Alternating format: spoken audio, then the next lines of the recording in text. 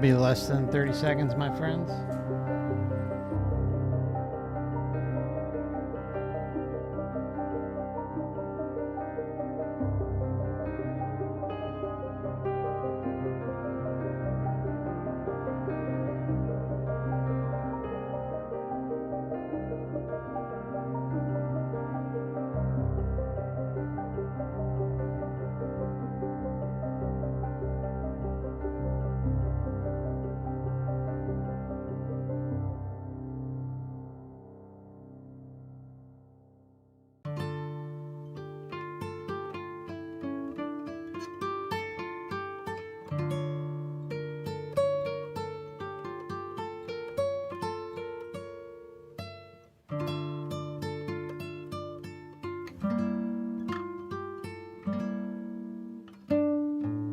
Just as a reminder before we get started, this channel is for educational or perhaps entertainment purposes only, whichever the law would prefer.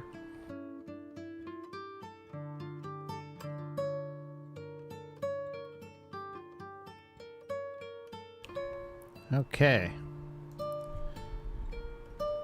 Let's give just check in really quick with the chat. How y'all doing? Hey, KSP, always good to see you, my friend. Shannon, great to see you. Sovereign, great to see you, my friend. Nate, hello, welcome, great to see you. Master J, welcome, good to see you. I always have trouble with this one, so forgive me. I'll just say Mentat. How about that? How you doing? Great to see you. Black Uni, hello, great to see you. John Doe, great to see you, my friend. Sky, great to see you. Alina, great to see you. Emil, hello. Jane, great to see you both. Draco and Gecko. We have a Draco and a Gecko. Hello, Gecko. Hello, Draco. Great to see you both. Vibrations. Hello. Welcome. Good to see you. Welcome. Jay. Good to see you, my friend. Hope you're doing well. And hello to Roiling Water and Mao over on Odysee, and anyone else who may be watching on Odysee. And hello, Miguel over on Rumble. Yeah, you're welcome, Miguel. Glad to have you on Rumble. And anyone else who may be on Rumble and Odysee. It's always good to see everyone checking out the different platforms available to us.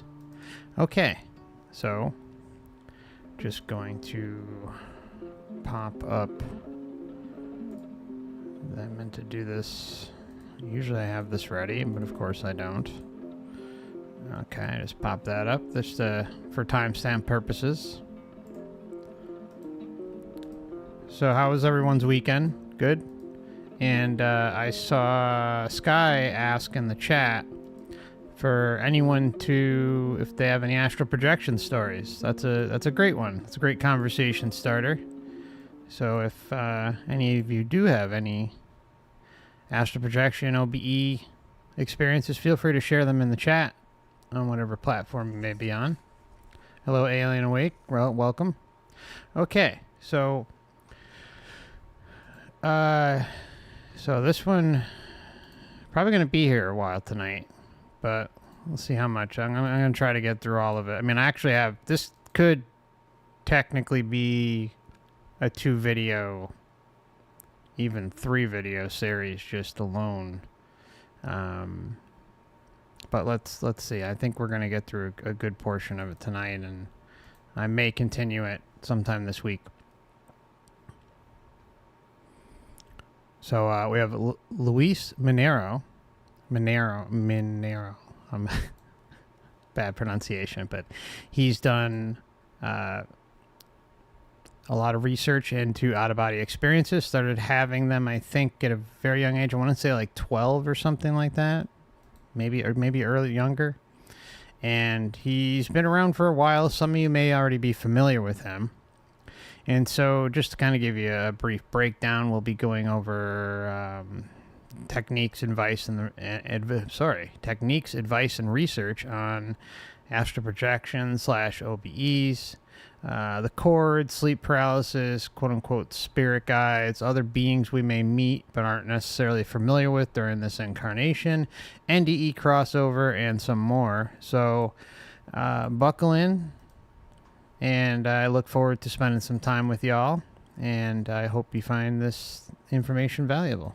So I'm just going to throw this up really quickly, and then we will be on our way. Just got to queue up the video. There's a little bit of a potential copyright problem with music, so I just have to skip past that. So, all right. Okay, so there we go. Oh. There we go.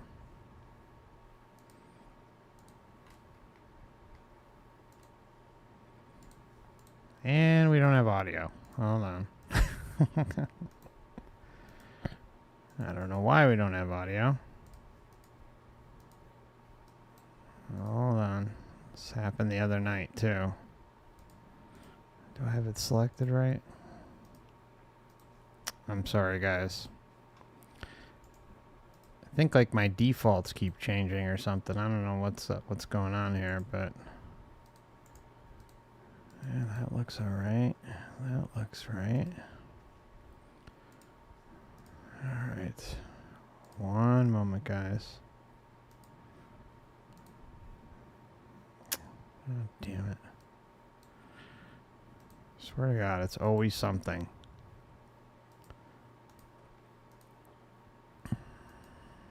Okay, that looks good. Do I not have the volume up here? Oh, For the international bestseller. I'm sorry. I didn't mean to blow your ears out, guys. I'm so sorry.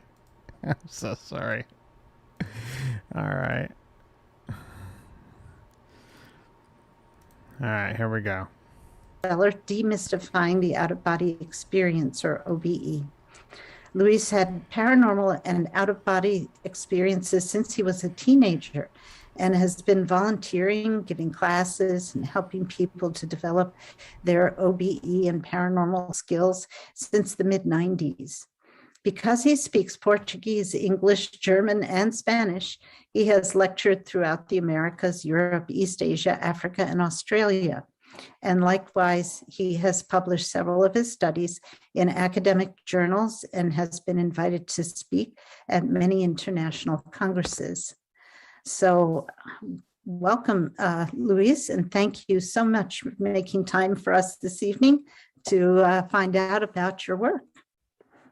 Thank you, Gloria, and thank you, everybody. Really, it's a pleasure for me to be here and to be able to share this information that is, I know it's not the most common, mainstream information that you find in social media, let's put it this way. So I'm always very glad to see people who are interested on these topics and who want to get a little bit more information. So, and thank you to Caritas, of course, for inviting me. I'll be talking obviously about out-of-body experiences, about the title of my book as well, demystifying the out-of-body experiences. And the idea is to, give you a good idea of this type of phenomena, this type of experiences, how it happens, what are sensations that maybe we feel or maybe you have already felt, maybe even when you have been trying to have out-of-body experiences, but sometimes also, spontaneously in the middle of the night. Sometimes we have felt certain sensations and, we were wondering what they were.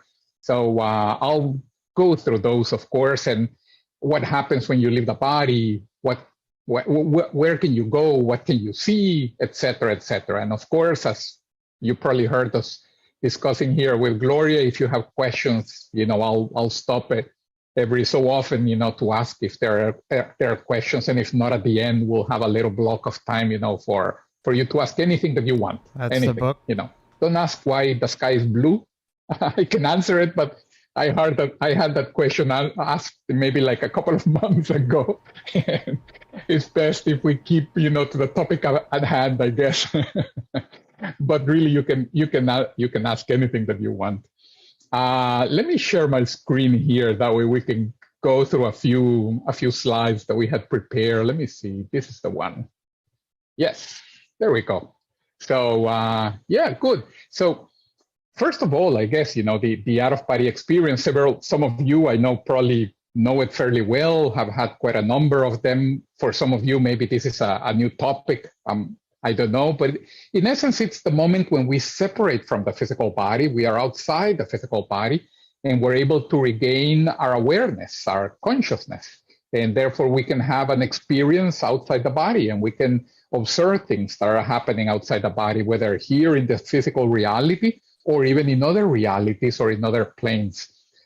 This, image, I guess, that is being shown here in this slide is already interesting, because sometimes we can go very far, and we'll talk about different types of experiences, but sometimes the simplest ones are the ones maybe the ones that make us think a little bit more. So just being in our bedroom, looking at our physical body, lying in bed, sometimes already it'll catch our attention. If some of you have already undergone this experience, you probably understand what I am talking about. But even if you haven't undergone that experience, at this moment, I don't know if you can imagine what might be your reaction if, for example, tonight or in a month or in a year, you happen to be outside your body, you're looking at your physical body lying in bed, sleeping.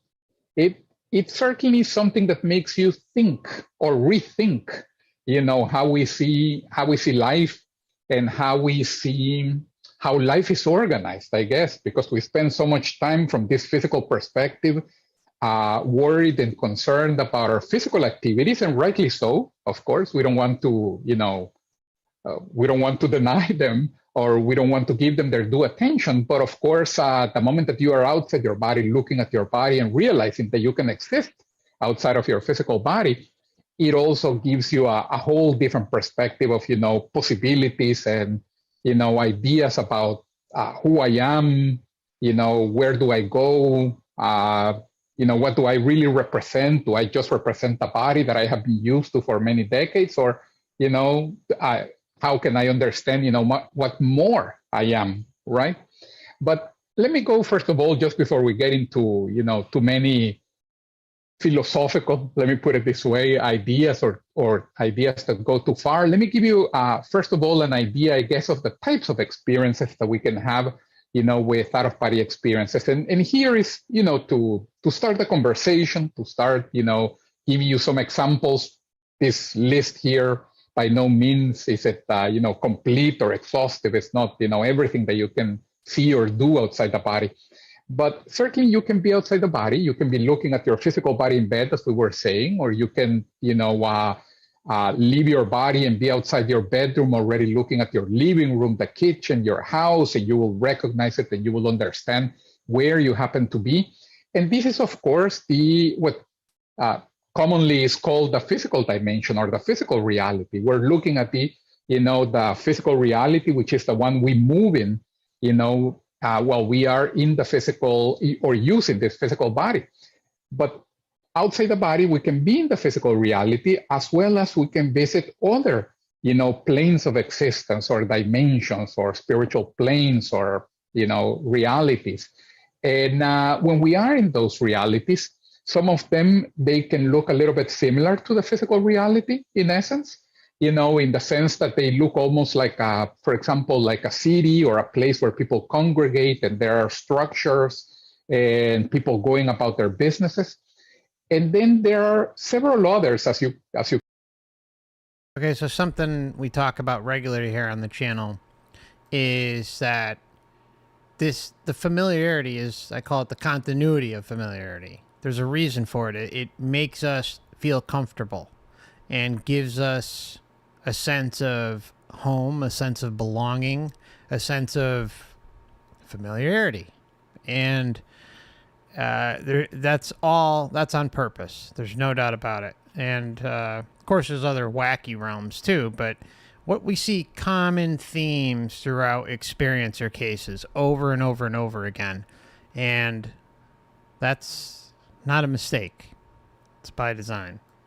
And then there are several others as you keep on going, I want to say up in these realities, but as you keep on going to other realities or to other planes, the visual of these planes can start to change quite a bit. The landscape can start to change quite a bit, as well as the types of individuals that you find in those realities can change quite a bit.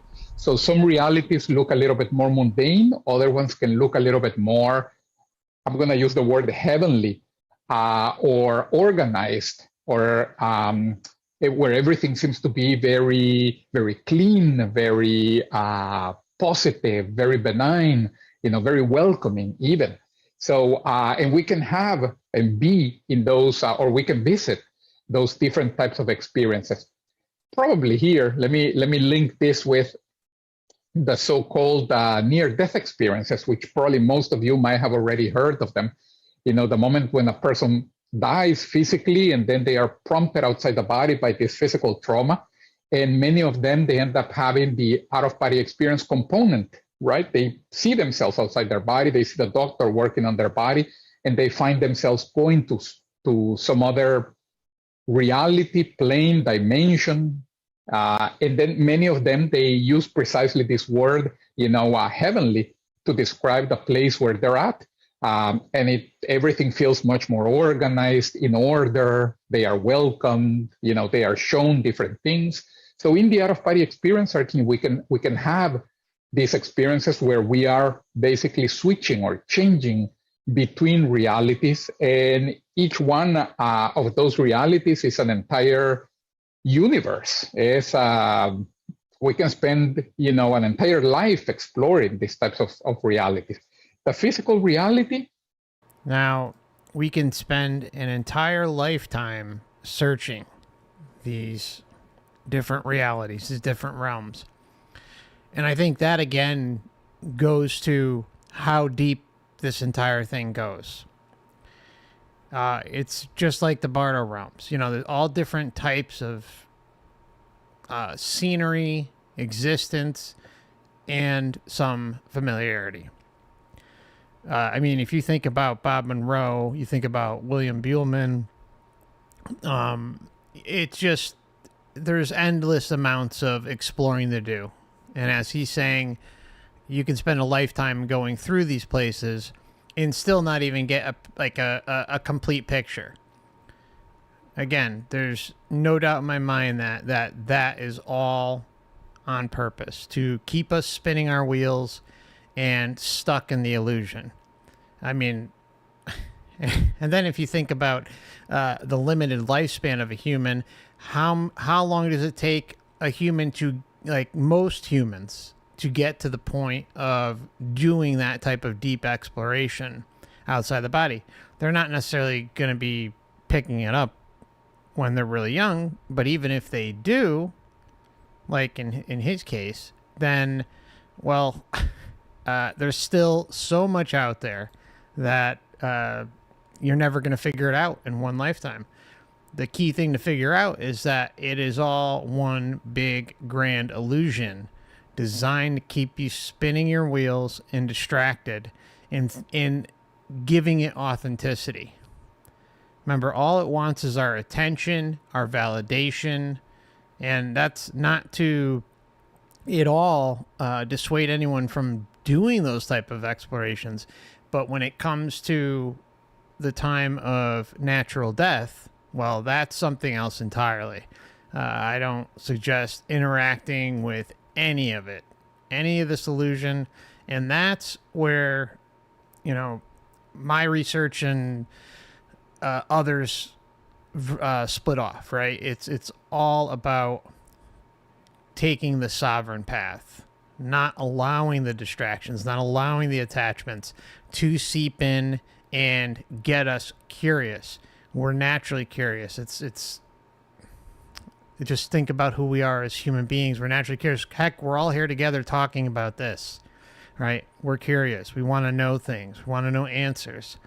And then when you're under the cloud and the haze after death, and you have deceased loved ones coming and all that, saying, oh, we're going to take you to the light and blah, blah, blah, blah. And, we're here for you. And you have those reunions. It's people or beings, supposedly your deceased loved ones, ready and waiting to take you. Those that you care about, that's some next level deception. Next level deception to keep you attached. Remember, this is a solo journey, my friends. It's a solo journey. Everyone has to get out on their own merit and their own drive, right? And, looking at this place as an illusion, looking at this place as being a liability when it comes to attachments and beyond this realm is not new. I didn't, make this up. Many agree with that concept, right? It's not new. So there's something to it. And at the end of the day, I like to say often that, I don't have all the answers. I don't pretend to have all the answers, and anyone that does is a fool, or anyone claiming they do is a fool. But by logic, when you strip all of this down, it seems that the only answer could be to take the sovereign path. Non-interference, sovereignty, liberation, creating your own realm that is impenetrable, and just seeing what the hell happens, right? Again, I don't know where that's all going to lead, but I feel pretty damn confident in it. I do. Because everything proves endless distractions. Everything proves endless lies. So why are we going to buy that God, source, creator, the light, all this stuff is everything that it's cracked up to be?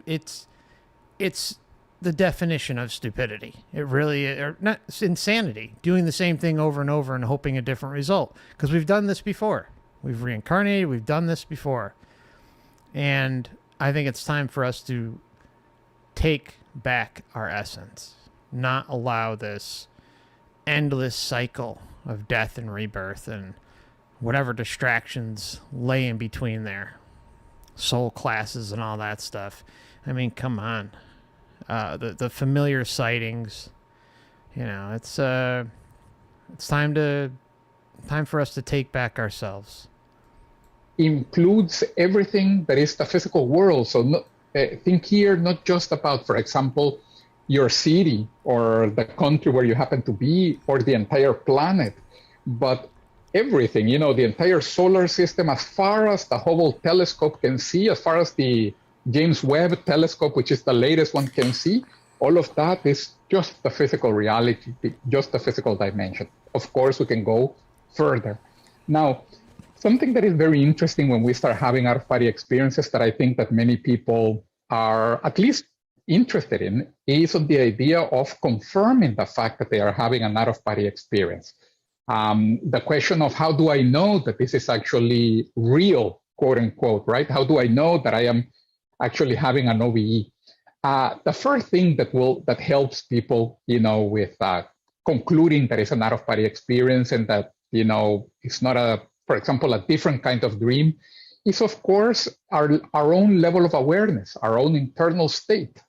So at this moment, sort of like joking, but trying to help with this point, if I were to ask you, are you dreaming this presentation? Or are you awake, aware of this presentation? And I know, of course, none of you is going to pinch yourselves because you know what awareness is like.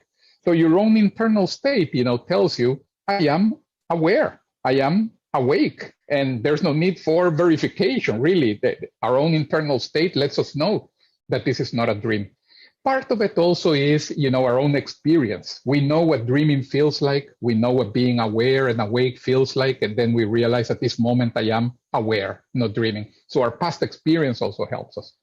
So when we are in an out-of-body experience, we can be as aware as we are right now. And in some out-of-body experiences, we can be even with a greater level of awareness than what we are right now, to the point to which the physical reality actually looks or feels, or we remember it a little bit dreamlike, because at that moment we have much more awareness. Yeah. But also, by the way, sometimes we can be in certain out-of-body experiences with a level of awareness that is a little bit less than the one we have here. And sometimes in those experiences, yes, the experience starts to mix in with the dream and feels a little confusing. And sometimes actually we are not even able to find out if that specific experience was an OBE or a very lucid dream, because at that moment we just simply didn't have enough awareness. So and I say this just because if any of you has ever woken up, in the morning or, after a dream and you thought, what was that? or you were asking yourself, was that an out-of-body experience or was it a dream? It could have been, a very lucid dream or an out-of-body experience with a lower level of awareness, and we were in this intermediary state that is actually not that uncommon. Yeah, but obviously we can have OBEs. Okay, so really, really insanely important what he just said. The limited lucidity, certain levels of lucidity. We talk about this all the time. That is the key to the kingdom, my friends. The level of lucidity, the level of awareness during these types of experiences and explorations. Where our level of awareness is as clear as the right now. And what I mean by as clear as the right now, again, not just that we know that we are not dreaming, but for example, think about other mental faculties that you have accessible at this moment. Like if at this moment you try to remember your Facebook password or your phone number, what these items are. So when you are in an out-of-body experience, you find yourself with the same level of clarity. You remember your address. You remember your Facebook address. You remember that you were in such a rush this morning that you had to skip breakfast. And so you remember that you are the continuation of you, of course, so you can be at that state. And that, of course, confirms it. Besides that, obviously, you can leave the body and you can see things happening in the physical reality where something is happening in the physical reality, and then you can come back to your physical body, and then you can go and confirm the existence of something. For example, something that I used to do when I was maybe like 19 or so, and I realized that I was having these out-of-body experiences. At the beginning, I would have a few I had, where I was so young and I had never read about out-of-body experiences that I really didn't even know what I was having. I thought that it was some type of cool dream. I really don't even know what the name I used back then. Just would happen. But once I started to read and I realized that this was occurring, something that I thought of doing was to leave the body and try to go, for example, 2-3 blocks away from my house at that time, and try to go see the cars that were parked 3 blocks away to see if I could memorize, the license plate of one of them. And then come back to my body. And you had me a few nights, going there with a flashlight, to go see what was the license plate so as to verify it, so as to confirm it before they moved the car in the morning. Because, I like that. That's great. That is awesome. That's a great way to investigate. Plate so as to verify it, so as to confirm it before they moved the car in the morning. Because, real research. I had no idea when they were going to move the cars. So I did that, a few times when I was, must have been 19 or 20 or so. But not that you necessarily have to do this, but it's just an example of something that you can actually see physically, and then you can come back to your body and then go and, confirm it on your own, of course. Now, and by the way, based on this, there are nowadays a number of experiments that have been done, that have been proposed, in different universities and by different researchers, precisely to try to start to accumulate more evidence on the out-of-body experience. So the researcher sets up a specific room, with an object that nobody knows, and the person who used the body has to leave the body, project, and try to go and see the object and then come back and report it again, so as to start to accumulate a little bit more of information on the out-of-body experience. Now, so confirmations. Now, another interesting thing about the out-of-body experiences is that we can meet, of course, other individuals outside the body that at this moment don't have a physical body. And we can meet several different kinds of individuals. Some of the ones that are the most interesting are these ones that are more evolved, more aware, more conscious, more developed. And, generally speaking, we use the term spirit guides.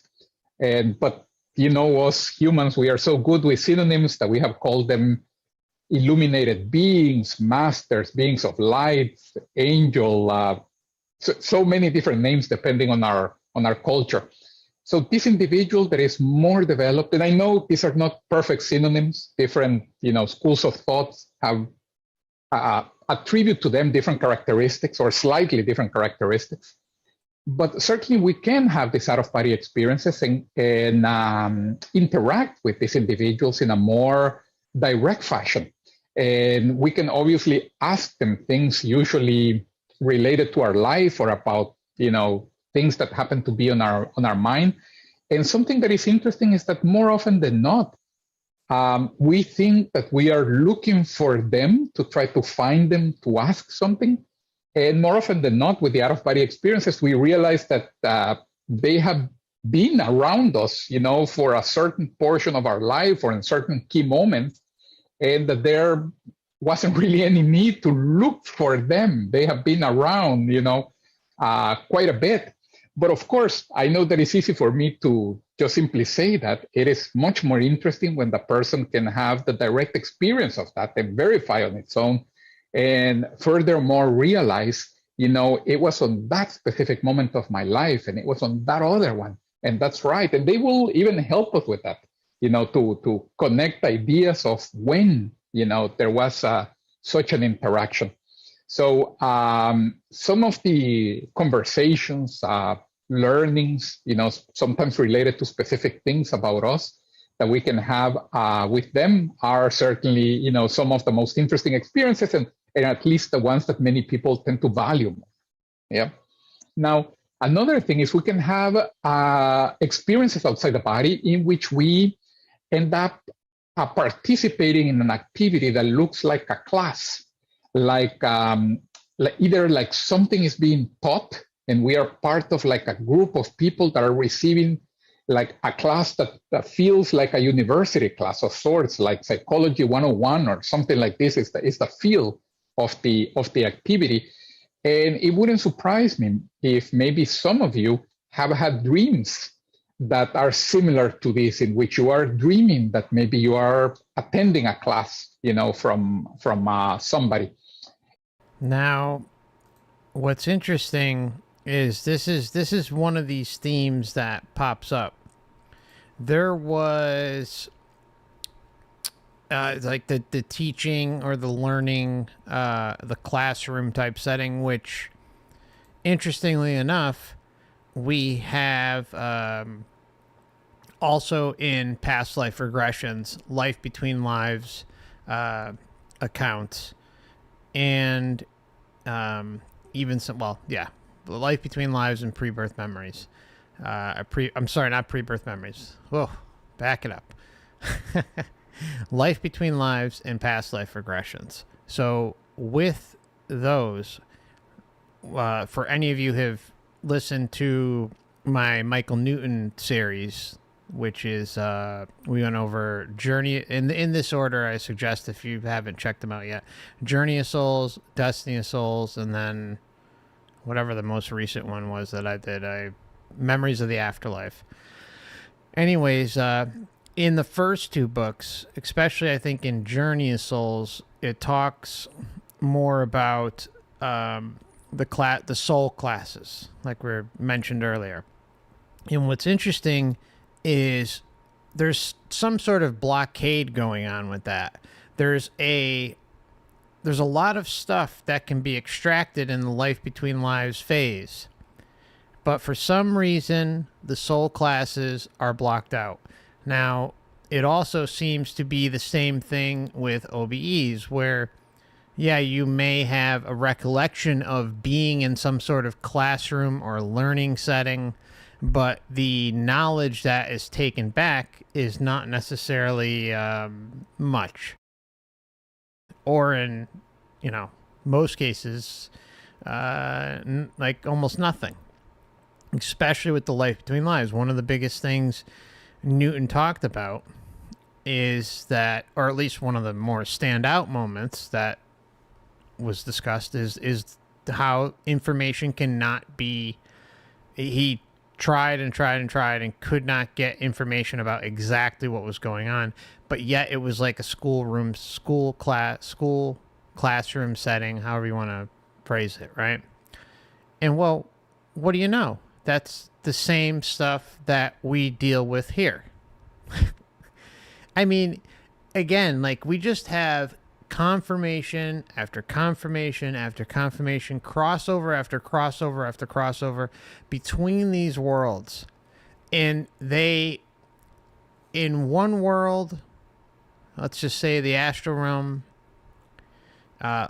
is telling us one narrative. Everything's about love and learning and growth and blah, blah, blah. And then you come here and literally everything that is being advertised in the astral is the complete opposite. Yeah, is love great? Yes, it's like the best thing that humanity has going for it. It's awesome.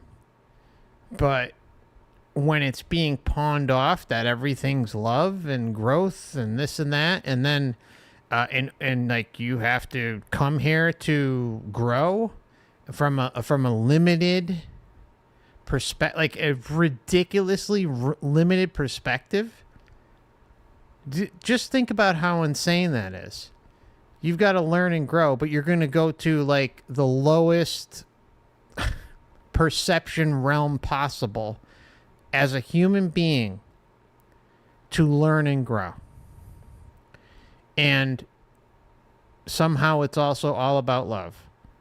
See the disconnect? I mean, like it's so diametrically opposed to one another, but yet we have factual, hard data, pattern after pattern, that proves that yes, that is the narrative that they're spinning.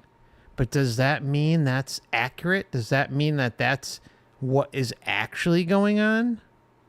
No. And that's the difference between what I talk about here and what the main narrative is out there. That everything's about love and light and yada, yada, yada. You know, and love and growth and learning and karma and all that stuff. What if we just say, no, we're not going to interact with any of it? What happens then? My suspicions lead me to believe that that is what true liberation is bypassing all of that and then thinking bigger, thinking larger, and saying, well, there's got to be a lot more to existence. We are true essence beings. We're eternal. Are we really going to believe that this whole thing, the astral realm and the earth and whatever else is like the whole enchilada? Like that's it? If it is, I don't want anything to do with it long term, I'll tell you that much.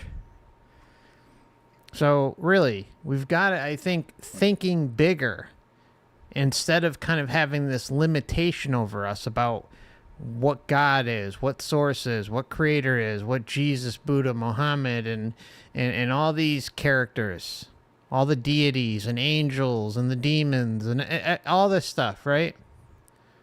We have to like skip that entire thing and think bigger. And thinking bigger is liberation outside of the entire overall matrix system, not just Earth. Beyond all of that, with sovereign intention, sovereign direction, unwielding. So, yeah.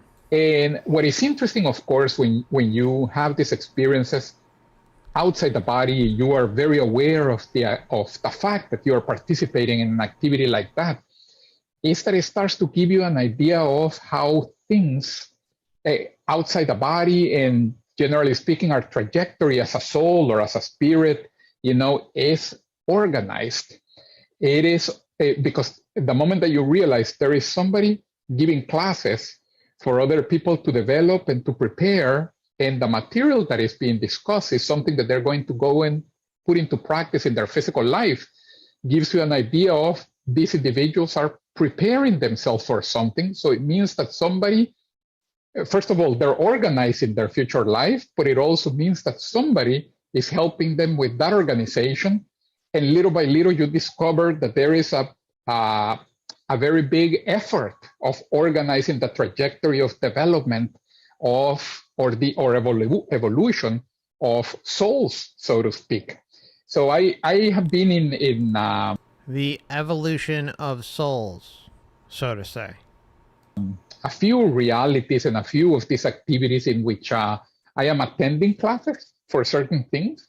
And on other opportunities, I actually, almost like a lab assistant here in the physical reality, I have been allowed to teach, some very one-on-one classes, that are very, very basic, obviously for them, about the physical reality. I was sort of like trying to explain to those individuals at that moment. So what I find interesting is that, oops, what the heck happened? What I find interesting is that he is, teaching astral projection, OBEs, and he's also has some sort of teacher role about what the physical is down here on what he says is a very basic level. I used to speak with someone fairly regularly. I hope you're doing well, Gretchen, if you're out there. I think it was Gretchen. And she told me how she would have dreams slash OBEs, or at least lucid dreams, I guess I should say, of teaching class. Actually, it could have been Lisa.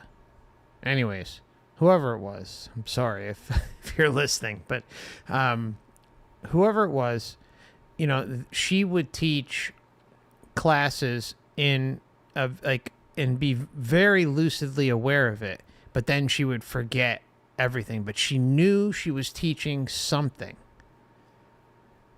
And I find it interesting because guess what? She was a teacher too. So look, this may be way out there, but what I'm thinking is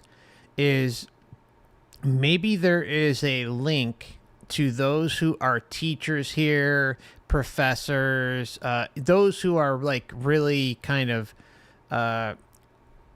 teaching others, right?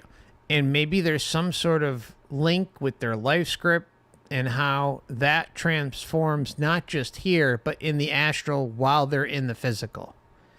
Again, I don't know. I mean, I'm talking from a very, very, very, very small amount of information that I've heard. So I don't know if there's anything to it, but if there is, it would be interesting. And wow, Redneck Steve, wow. Redneck, that is very, very kind and generous of you. Wow. Thank you so much, Steve. Wow. He says, your live streams and videos will liberate many. Wow. Thank you so much, Steve. That's insanely kind and generous of you. Wow. Thank you. Thank you. Thank you to everyone who contributes to the channel too. Wow. What being physical felt like, because it seems that they were going to have some new types of experiences that were similar to the ones that I was living at this moment in this specific, physical experience that I'm in. So, so it wouldn't surprise me if you have been, in situations like this. Now, let me just finish these 2 points, and I think there might already be a question there. I see a little bubble here on the chat, so we'll go to those after this, okay? But another experience that is also interesting, certainly initially at the beginning for participants is very interesting, is to have an out-of-body experience or be in an experience in which somebody else also has an out-of-body experience at the same time, and you end up having a joint experience, a shared experience. So you meet with a friend outside the body, and obviously it becomes interesting because now the experience is not completely subjective. It's not only you who observed it, but now you can go and verify your experience, and details of your experience with your colleague, with your friend. I also have had a couple of these.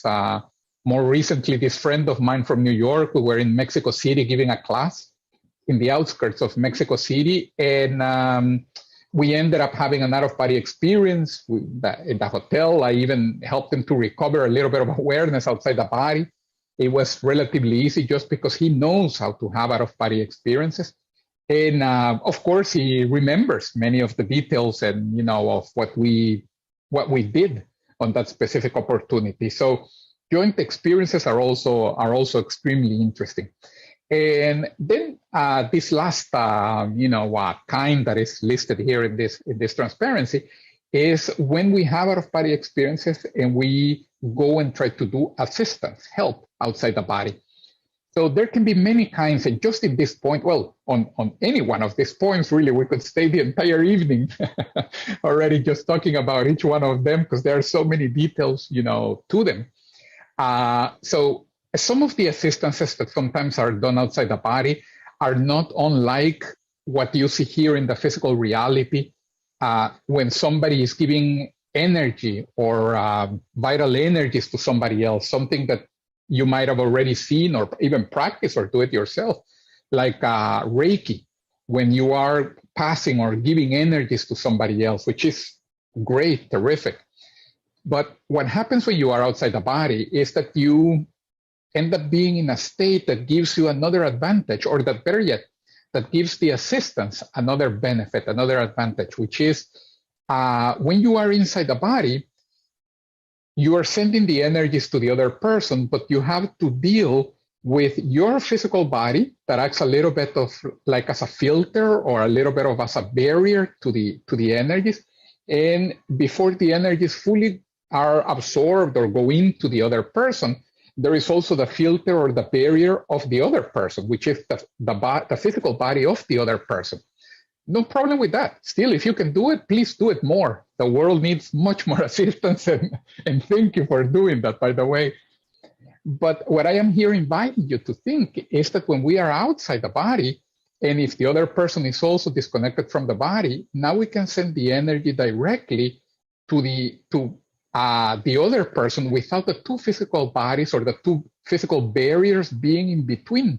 And then most of the energy arrives, and the assistance just becomes a little bit more efficient, effective in that sense, because we have, we are outside these restrictions, so to speak. Yeah. So this is one kind, of course.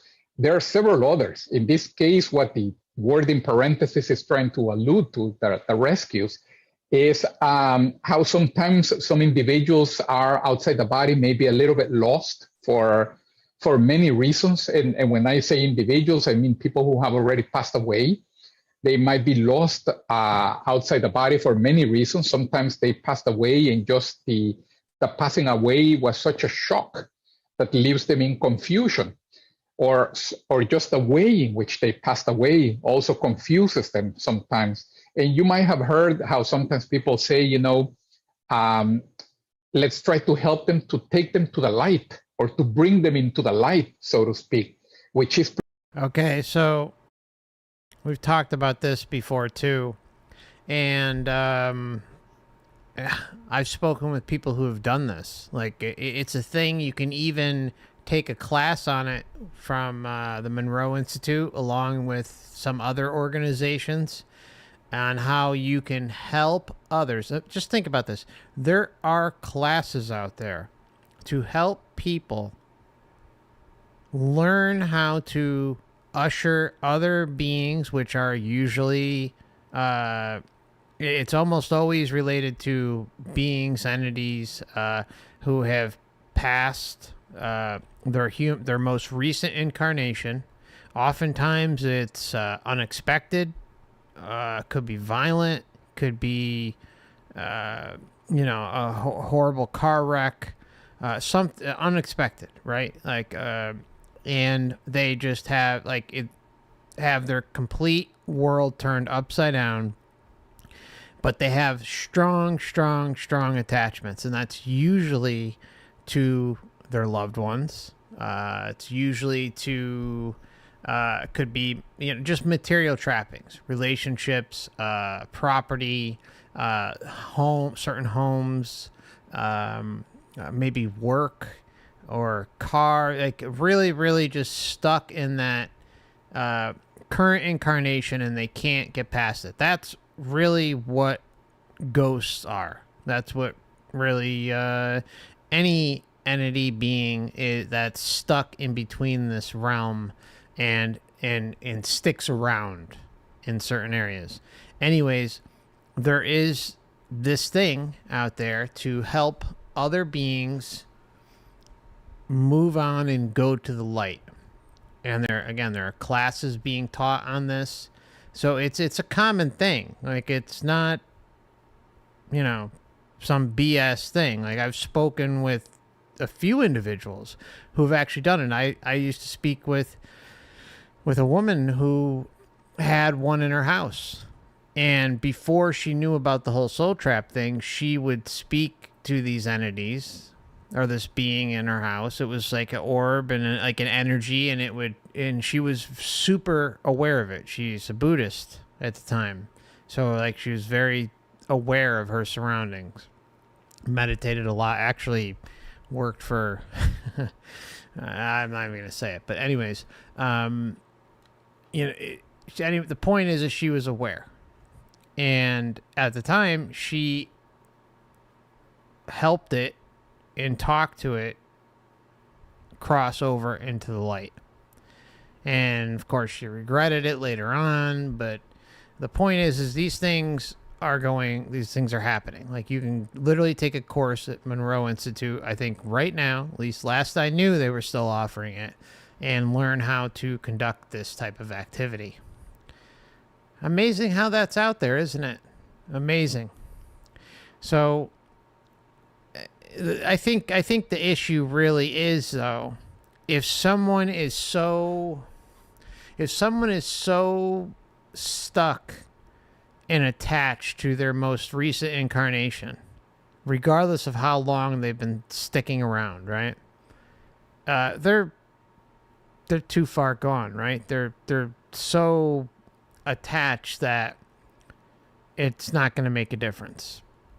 They're so consumed by all that it's not going to make a difference, in that, I hate to say it, but theoretically they need to reincarnate and go through this process again, however many more times, until they realize the illusion part. They realize the deception part.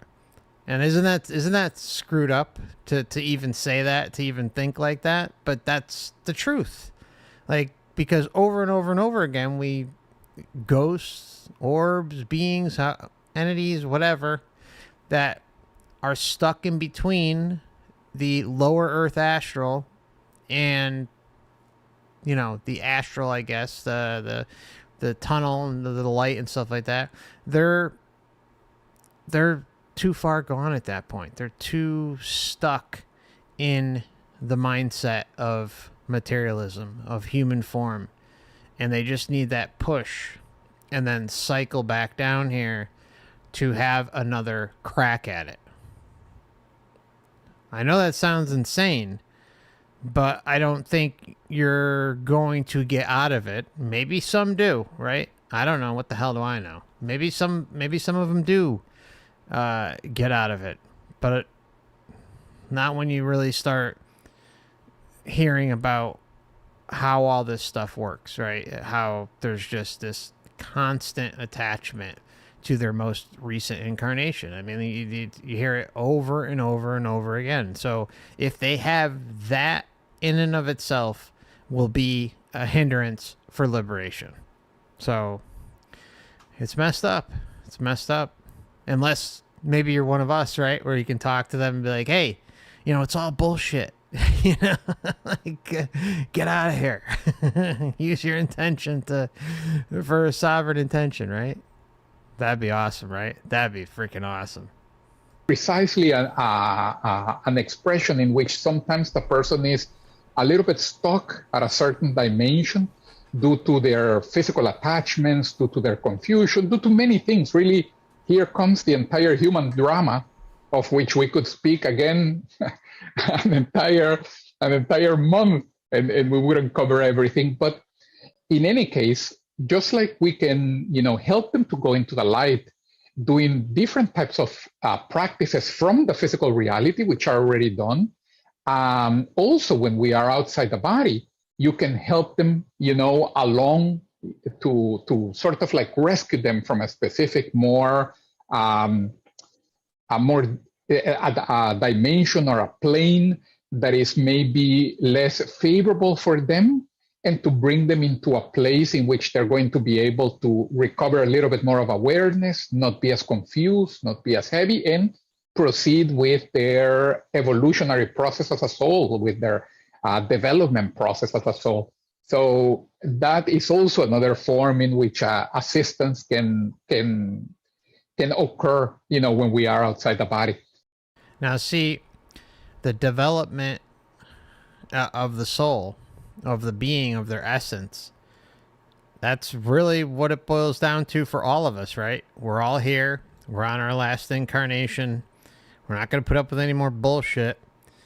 But, God, you can't help but feel bad for those who are lost, right? Those who are, especially those who are lost, like just chilling in that lower earth astral and attached to that previous incarnation. That's just, that's a horror show. It's like you're just sitting there in limbo instead of just either coming to the realization about how deep this deception goes, or moving it along to eventually get to that point, right? It's either one of the two. But, it's not like this place is set up with many like-minded individuals such as ourselves. It's it's crazy. It's crazy to think like that. It really is. So I know here I already spoke about quite a bit of things. So let me take a step so that I can drink water as well. But also, in case somebody happens to have, a question of this aspect, we're still going to see several other things, especially, the more practical part. But please feel free to tell me if there is something that maybe is not as clear. The audience There are asked two some comments great questions in the chat.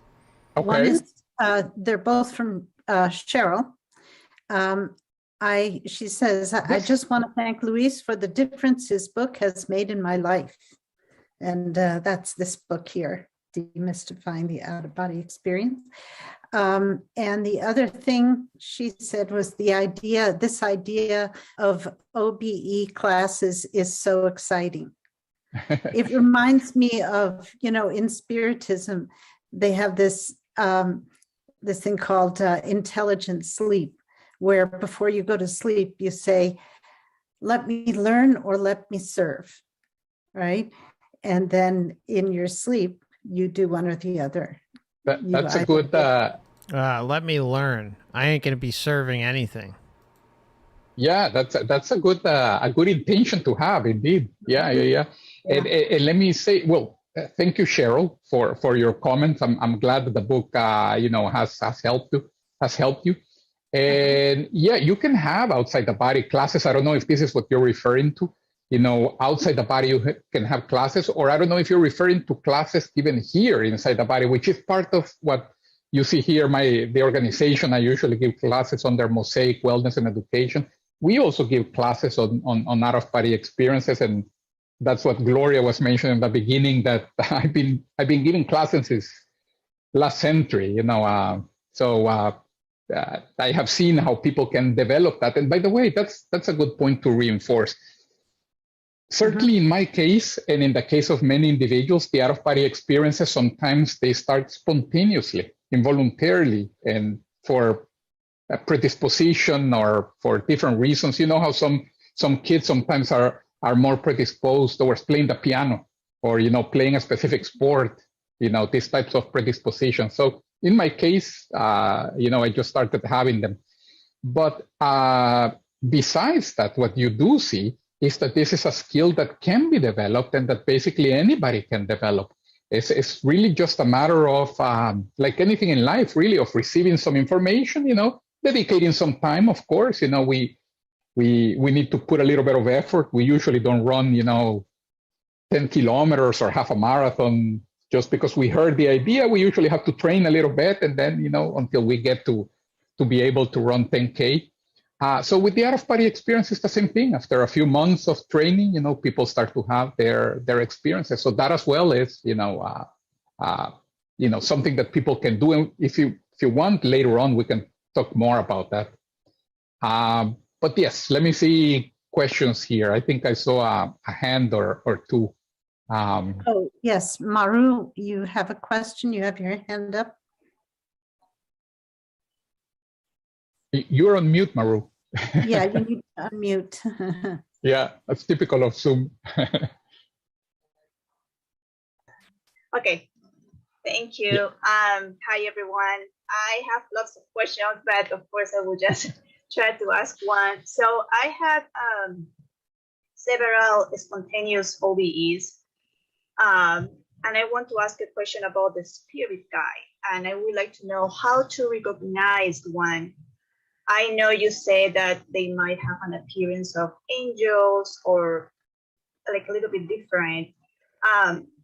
My intention when I have an OBE, well, I have always spontaneous, but because I don't know when they're going to happen, I always think in my mind, if I'm going to have one tonight, I'd like to meet a spirit guide because I want some advice about something specific. So I had many opportunities to meet other people, that they look kind of like humans, but I never experienced meeting someone with that appearance of an angel or that I feel something different. So I don't know if I've ever met one or I'm still looking to meet one, because every time I have one on my mind, my intention is to meet a spirit guide. And I haven't had an experience that I feel somebody tried to contact me. So I don't know how to, try to connect with one. Right. Okay. Good question. Good question. Let me say a few things. At first, usually they don't look like an angel. I know I used the word angel just because I was saying that some people call them angels. Okay. But yeah, they won't look, in white and I know you probably didn't mean this, but let me be explicit. They won't have the wings, not necessarily. If they wanted to, they could, but it's not something that that they're going to worry about. But yeah, the way we recognize them really is usually when we are in their presence, we feel a lot more conscious, a lot more aware. Really, our thought and our thinking process become very clear, extremely clear. But when we are outside the body, something that tends to happen is that normally we would like, and this is part of the conditionings from the physical life, we would like to see the spirit guide, because here in the physical reality, we are so used to seeing. We even have the phrase, seeing is believing, right? And even though, we don't need to see in order for something to be real, right? Like people who are blind are still interacting, with objects, and, they just have never seen them. So outside the body, something that tends to happen is that usually the spirit guides, they tend to be in a plane of reality or in a spiritual plane that is a little bit higher than the ones we usually project to, than the ones we usually go to in an out-of-body experience. So when we have an out-of-body experience and we go to the let me call them the normal realities where we usually go to, they are still a little bit away from us. And then normally, not always, but normally, it's not a visual interaction, but it's more an interaction with intuition, with energies, but that tends to be very clear. And sometimes we need to, what ends up happening is that we need to recognize it. First of all, this certainly occurs, but that they are a little bit, at a distance from us, which is good, by the way. I could even explain why they are away and why this is good. Why am I saying that this is good? But the thing that many times tends to happen with most people when they have an OBE is that sometimes, especially spontaneously, the spirit guide is sort of like already sponsoring that and helping that occurrence, that disconnection from the body. They're already sponsoring that. What is that? That terminology is the Matrix marketing department. I'm just saying. The words that are conveyed over and over and over again, regardless of experiencer, researcher, experiencer type, it just shows the same thing over and over and over again. There is outside, quote unquote, assistance, teaching, guidance, instruction that needs to be relayed here. And then given and propagandized to our minds, which then creates normalization, acceptance of what is. This is how deep the rabbit hole goes, my friends. I'm just, it can't be stated enough that this is how deep it goes.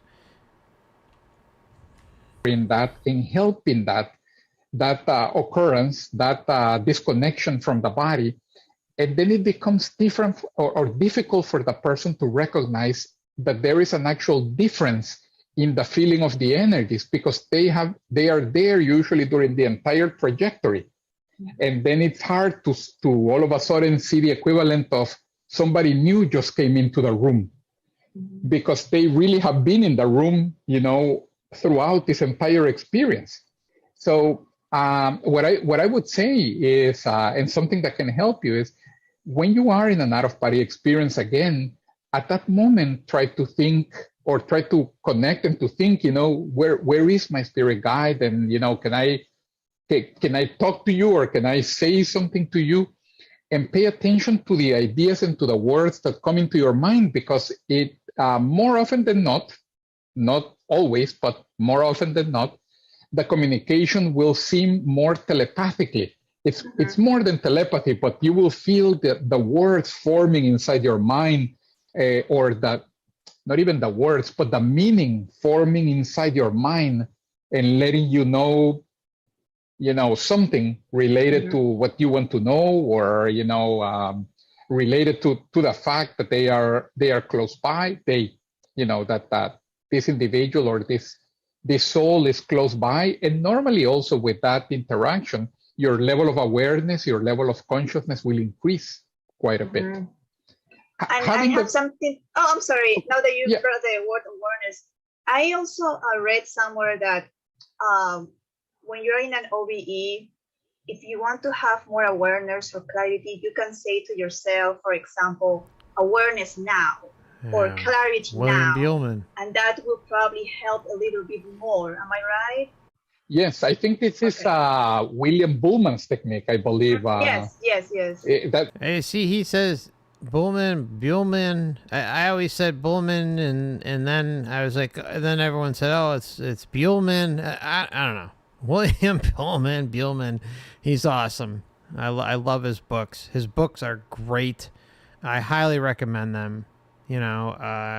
Really, he's getting up there, and I know he's not putting out as much and not doing many workshops or anything these days, but and he even made a Facebook post shitting on the Soul Trap, which I suspect was a response to my video that I did years ago. But anyways, I still respect his work and everything he's done, and highly recommend his books. So, and the clarity now, I mean, many out there swear by it.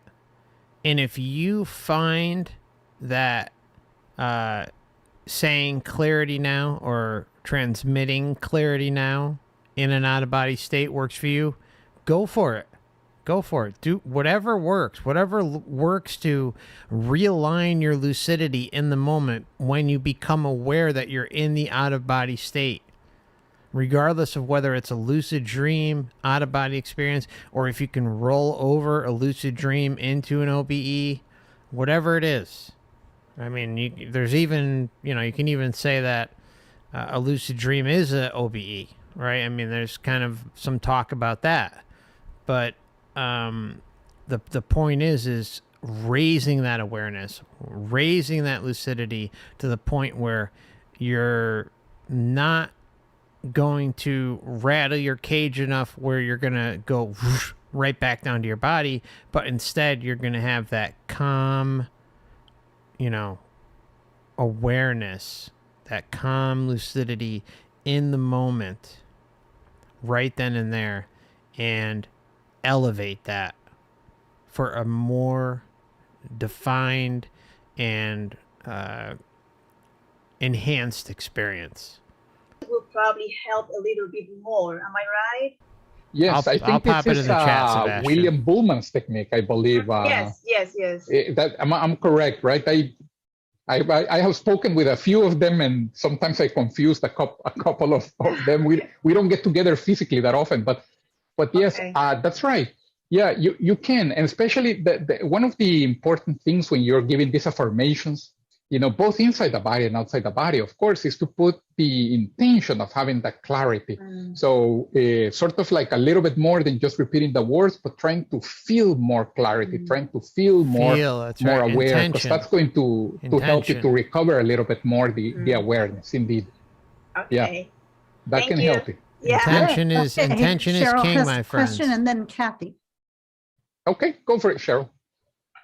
So Luis, thank you so much for having us. And so if we take the idea of the continuity of consciousness, if our consciousness is non-local, so when we die, when we leave our body, we transition to another frequency, another octave, call it what you will.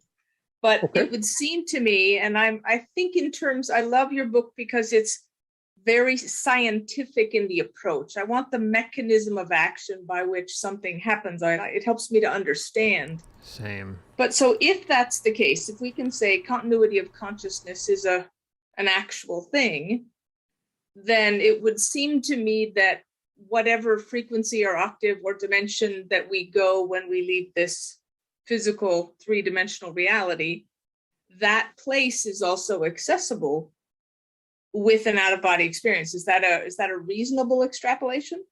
Yes, you're correct. Meaning that the reality that we will visit, and actually we can visit the place that we're going to be after we pass away before passing away in an out-of-body experience. So, and the Monroe Institute also has a course on that. How you can have OBE, NDE-like experience.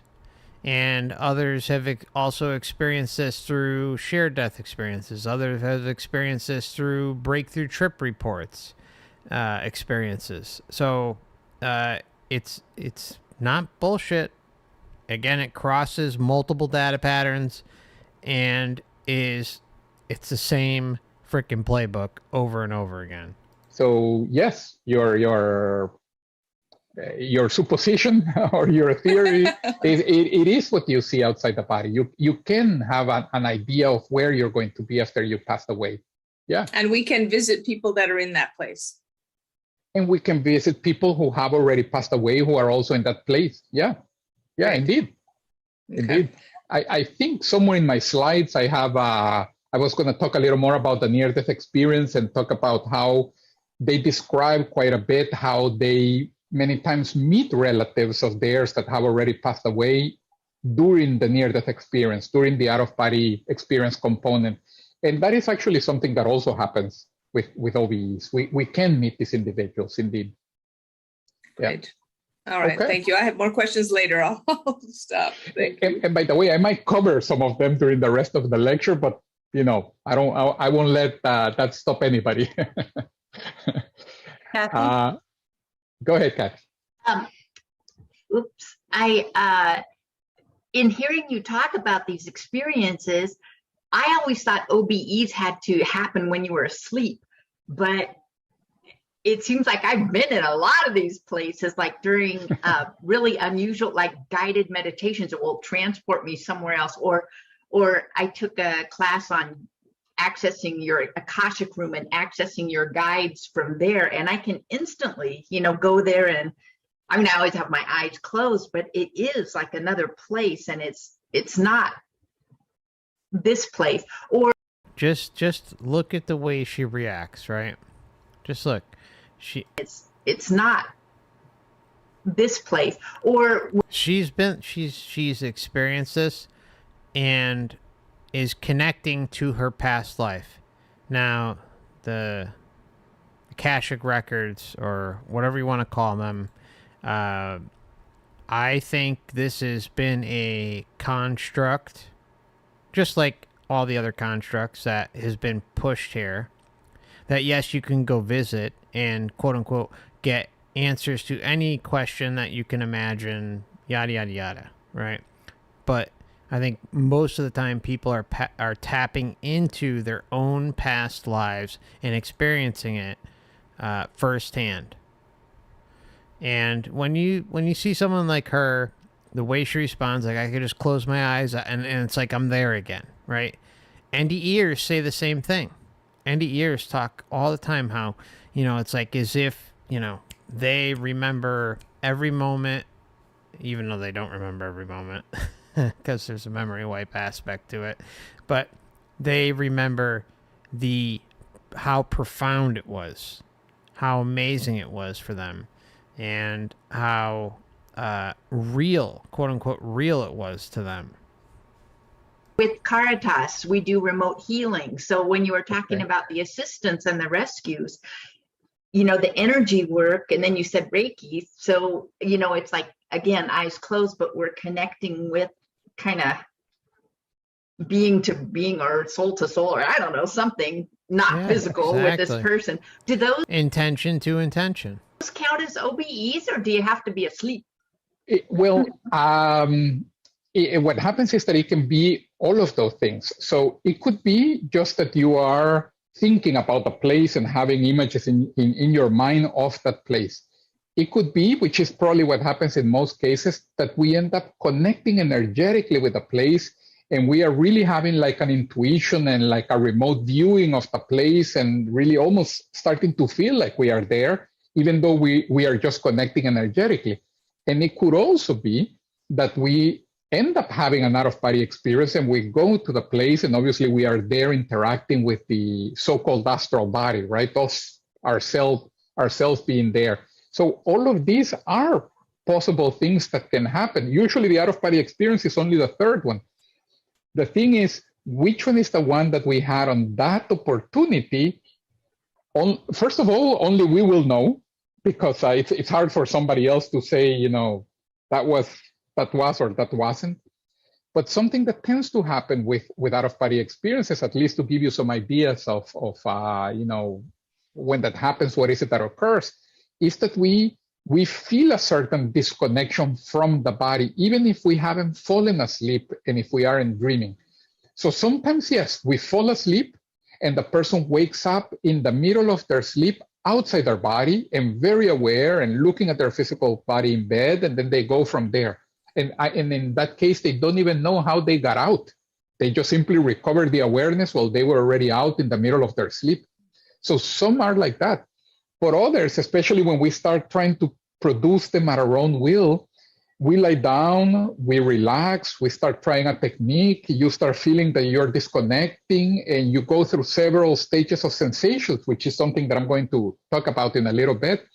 And you end up feeling, that you disconnect from the body. Some of those sensations already advancing some things, you probably have already felt, like, the sleep paralysis, where you feel that you cannot move the physical body and you start trying to scream and wake up the person next to you, but really nothing works. Mm-hmm. And in those cases, you got to ask yourself when it comes to sleep paralysis, right?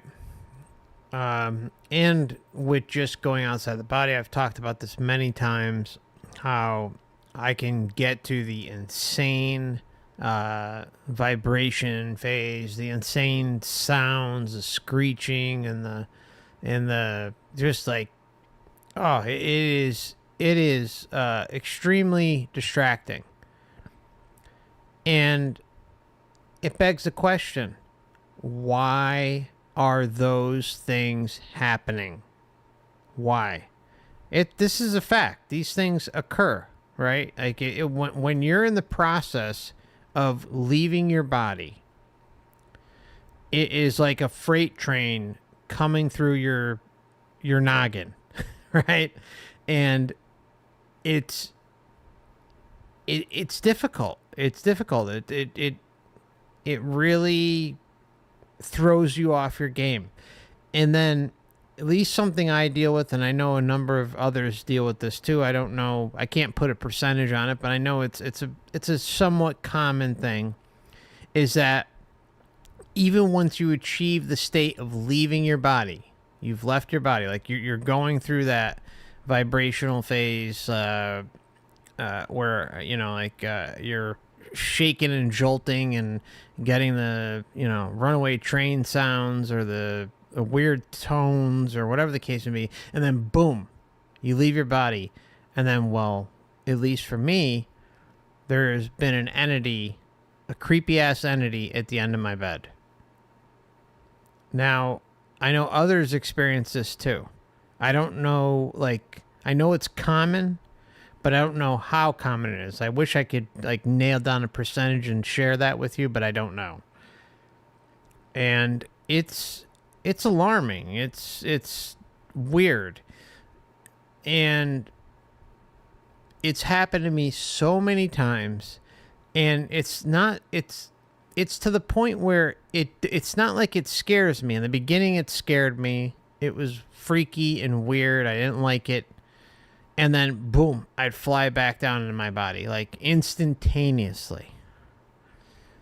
But when you start to leave your body and that bullshit keeps happening, and it's like you're not even afraid of it, but it's still it's like this fine moment that you lock eyes on with it, and the moment you've left your body, it's such a split moment in quote unquote time. It's not like you're afraid of it anymore, but it's just enough to send you back down to your body. Does that make sense? And it's just so freaking annoying. It really just knocks the winds out of my sails, and it doesn't mean anything after a while. When you run into it, it's just there's the Matrix jerk off at the end of my bed, right? But at the same time, it's so freaking frustrating,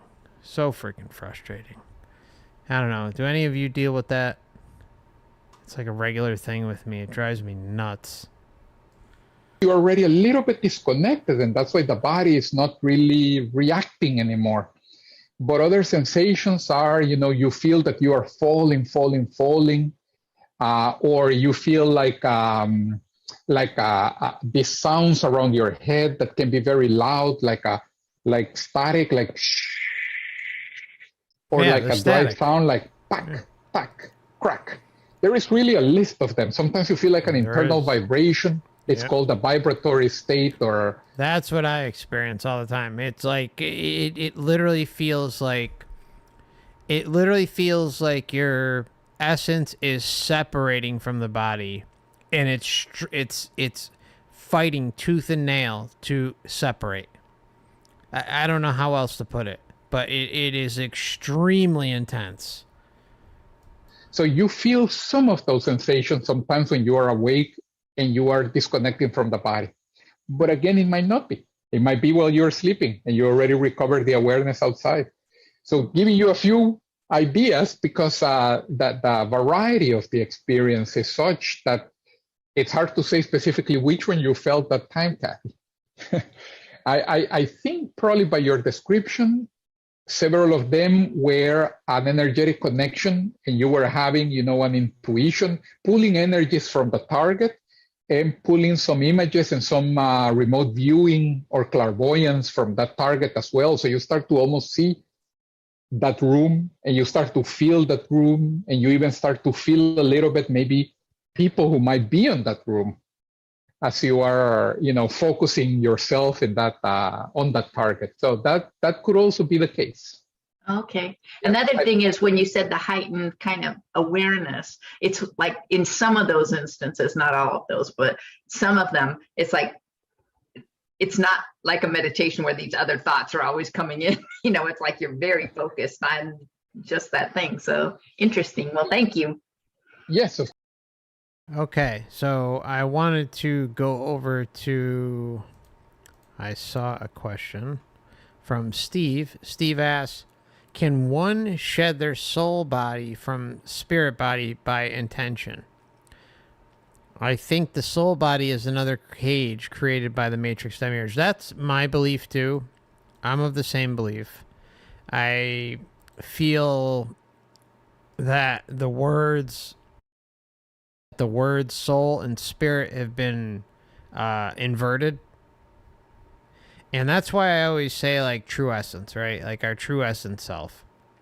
But while we're still connected or fastened or corded up to this body, and, you know, we're going to hear more on that from Luis as we move along, or Lewis. And my opinion is the same. Like, I feel that true disconnection from the body is at the time of natural death. But you can do quite a bit in the interim. I feel something I've expanded on a few times is how yes, I think the soul, or you can maybe even classify it as the soul. Let's just say the soul. That it's like an etheric attachment that's linked to us. Energy bodies, and helps render and produce this experience that we call life on Earth, regardless of whether a human, an animal, whatever. And there's different kind of programming attached to that when we get here, and of course there's the life script kind of installed in that.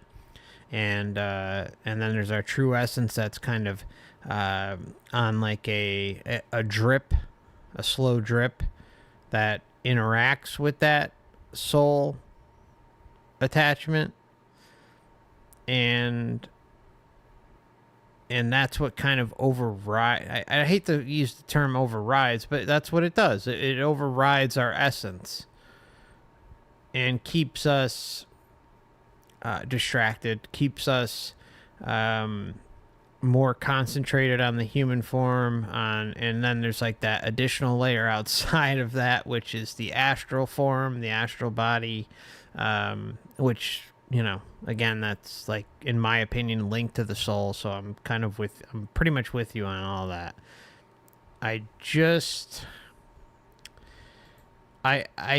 don't think that we can fully shed it until we leave here. There is some Hindu and Buddhist discussions about, in short, I can't pronounce the words, but in short, what they talk about is how you can basically astral project yourself out of here. Now, whether that's possible or not, I don't know, but it would, in my opinion, make sense that that's a possibility. I mean, you know, intention's pretty damn powerful. So, but I think no matter what, when we leave here, I think it's important to use our essence, our intention, to separate from any and all attachments, including the soul, this whatever, anything related to the Matrix. Like, I don't want to say soul, spirit. I just want to say whatever etheric attachments, any and all attachments. Just cover all your bases. Any and all attachments that link the distractions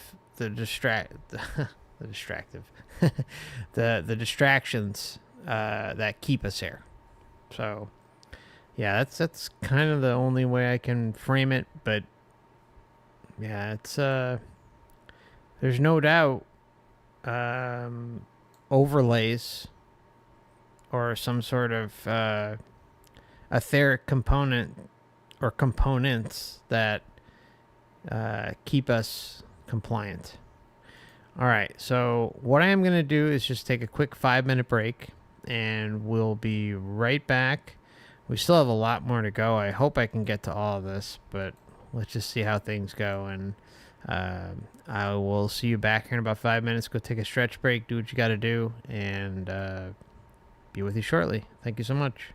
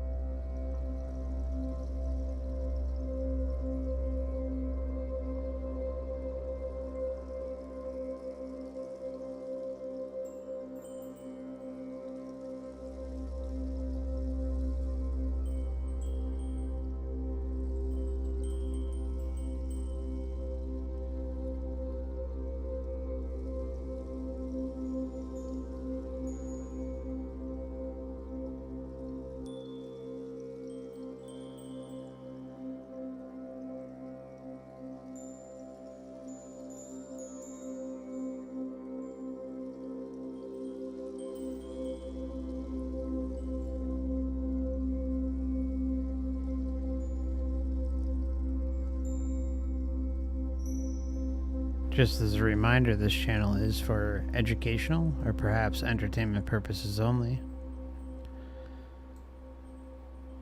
And also want to let anyone know who may be new or not already aware, the channel is available also on Odysee and Rumble.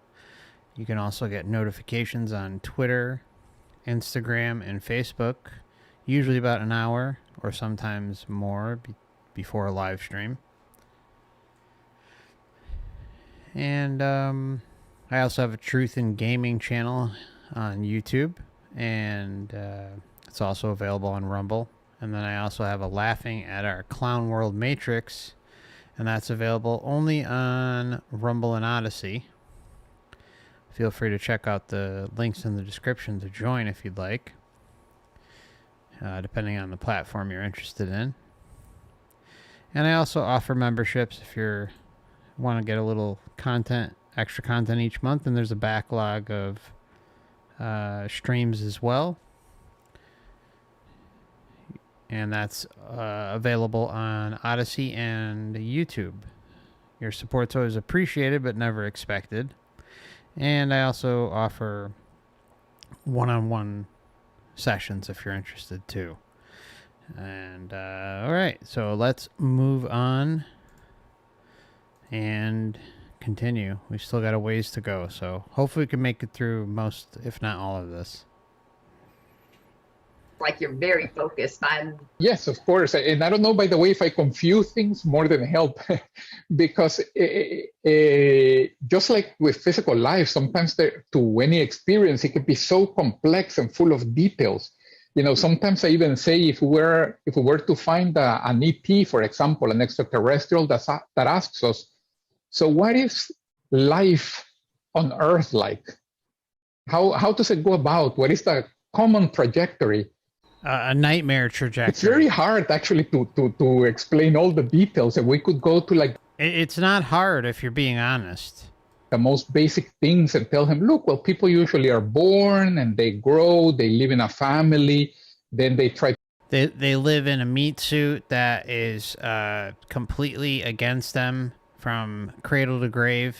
And if you're lucky, maybe you have a specific life script that, you know, pain and suffering is not as often or not as much, or perhaps maybe it's only in your later years. But it's glorious.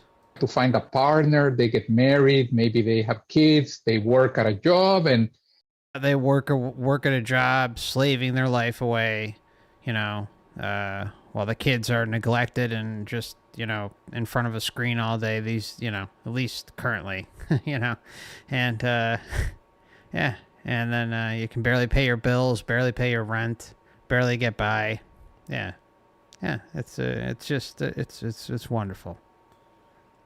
But you know, look, it's not all bad. I know I'm being negative, and you know, you could say I'm negative, but I'm just being truthful. I'm just calling it out like it is. Look, there's still a lot of good, but at the same time, it's not like I'm gonna sit here and just say, oh, like everything's, you know, everything's peachy. It's just when there's clearly a lot going on, and it's diametrically opposed to what is being presented in the astral. You know, I mean, I'm sorry. eventually they grow old and they pass away. And, that's the basic trajectory. But we know that there are so many other trajectories that people end up taking in physical life that describing all of the details sometimes becomes extremely complex. I had someone comment one time that they said, I like your content, but I wish you would stop using the term meat suit. Well, it's like, but that's what it is, right?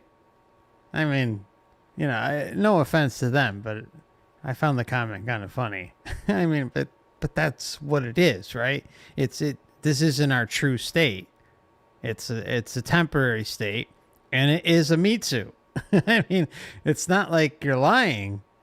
Some things in the physical reality, they surprise you quite. I like that one. I like LH says flesh cage. That's a good one. I may use that one. That's a real good one. Quite a bit, and they are so outside, the what we would consider the normal, right? When you think about different cultures, different Flesh cage. religions, different countries. I don't know if you have heard, for example, of this group in Indonesia. I was in the island of Sulawesi a few years ago. That what they do when the person passes away is that instead of burying the person or cremating it This or is weird as hell. disposing somehow of their body, they actually keep the body of the deceased with them, and they bathe them and they put them on some oils, and they, for example, sit them in the table and they put food for them, even though of course it's not going to eat because the person already passed away. But they are going around with the body of the person for months, sometimes years, until they bury them. And this is a habit that maybe for us sounds, well, different. Let me not label it. Let me just say sounds very different. But for them, it's the normal. And when you talk to them about the habits that most of the other world does, they are like, why? Because it seems that part of the reason why they do that is because they have an easier time letting go of the person because it's not sudden. Like with us, that the person passes away and then we, after a few days or a week, we no longer see the body and we no longer obviously have contact with the person, but we don't even see the body. So they keep the body, and it helps them to grieve a little bit more and to disconnect more gradually from the person. I don't know if it's better or not. I'm just describing to you, what they do. And I'm not saying that you should do that, or don't do it. I'm just describing the situation. But anyways, if an EP were to ask me that, I wouldn't go into describing that little detail, even though it's possible. If they all of a sudden they go to Indonesia and they see those people, they're going to be thinking, look, Luis over there didn't tell me about this. It's the complexity of human life, I guess. And outside the body, there is even more. There is a greater deal of complexity. But okay, let me see if we can try to organize some things a little bit more. So let's continue here with some of these ideas. So why do people do it? Why do people actually want to? In the case, for example, I was telling you of classes. Why do people want to develop it? Right. So there are many reasons. A big one that we had already started, alluding to is the elimination of the fear of death. That, as you know, it's very common for most individuals, and rightly so, right? There shouldn't be any surprise. We are so used by this physical life and by this physical body to the physical. We are so used by this life and this physical body. Yeah. It's a truth bomb. Common for most individuals, and rightly so, right? There shouldn't be any surprise. We are so used by this physical life. There's endless surprises, endless blockades, endless just firewall after firewall after firewall while we're here. You have to dodge endless landmines to get even a inkling of the bullshit that's going on here. Just a smidgen of the BS. You have to go through minefield after minefield after minefield. And then, and only then, you may only get just like a very, very small amount of the picture. Who knows what the hell is going on? All I know is it's not good. There's something really wrong here. And by this physical body to the physical experience, that is very hard for us at this moment to think of ourselves outside of this condition that is basically everything that we know at this moment, our self of identity, meaning no. The base concept, guys, of realizing who and what you are, that you are more than your physical body. That is just that's like the bottom of the barrel, right? That's like life 101, self-realization 101. yeah, it's looked upon as like this big thing.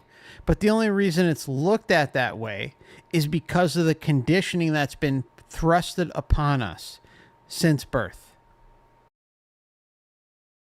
Now, of course, that can vary, right? That can vary depending on where you're born, what family you're born into, what religion, what region, what thought process. But what's always waiting in the wings? Control, control, control, control. Doesn't matter where you are. But it's not like the fact that humanity has not reached, at least in Western culture, has not reached the very basics of self-realization that you're more than your physical body it's absolutely pathetic. I'm sorry. It's absolutely pathetic, and there's no excuse for it. Right? We're past that. Right? So to me, I don't look at it as some big grand prize. I look at it as one of the most sickest deceptions being run on us. And everyone should be upset about that. I mean, the amount of programming, the amount of bullshit, at least that I had to deal with and had to like weave in and out of to get to this point is insane. And I know that most of us here feel the same way. Like, I mean, really, we exist, right? Isn't that proof enough? Isn't it proof enough that we exist? We're here. We're talking. We're communicating. And yet the system is telling us, at least most of us, not all of us, but the system is telling a lot of us that, we're the equivalent of a grain of sand on the beach. and that, you're just a bag of bones when you die. How pathetic and how sick and twisted is that a system would put that upon you, but yet you're here to learn, you're here to grow, you're here for love. And yet that, like, the very basics of existence and who and what you are, your true essence, is firewalled off from you. Are you kidding me? Let's get real. Let's just call it what it is. One big, fat, steaming pile of deception. Notice that what our brain remembers at this moment mainly is what the five senses have perceived in this life. And then this is the data bank that we have access to.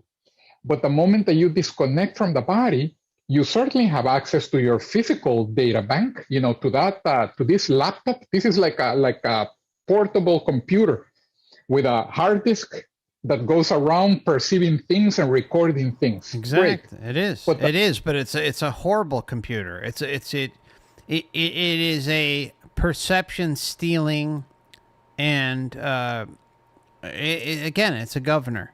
Like the meat suit is a governor on perception, on our essence. It's a joke.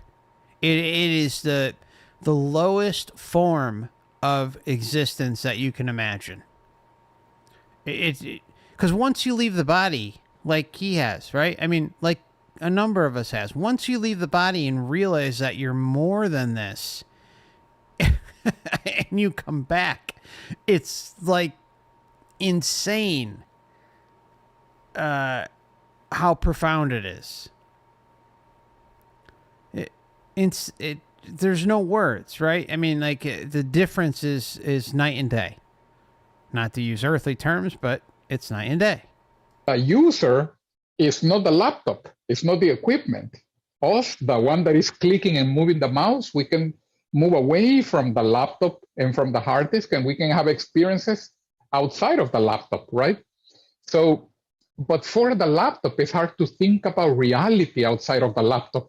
I don't know if I'm making it too philosophical, but so the interesting thing about the out-of-body experience is precisely that you can have direct experience of the fact that you are existing beyond the physical body, that you don't need to rely on the physical body, and that you can learn things outside the body that you didn't know inside the body, which is also an interesting thing.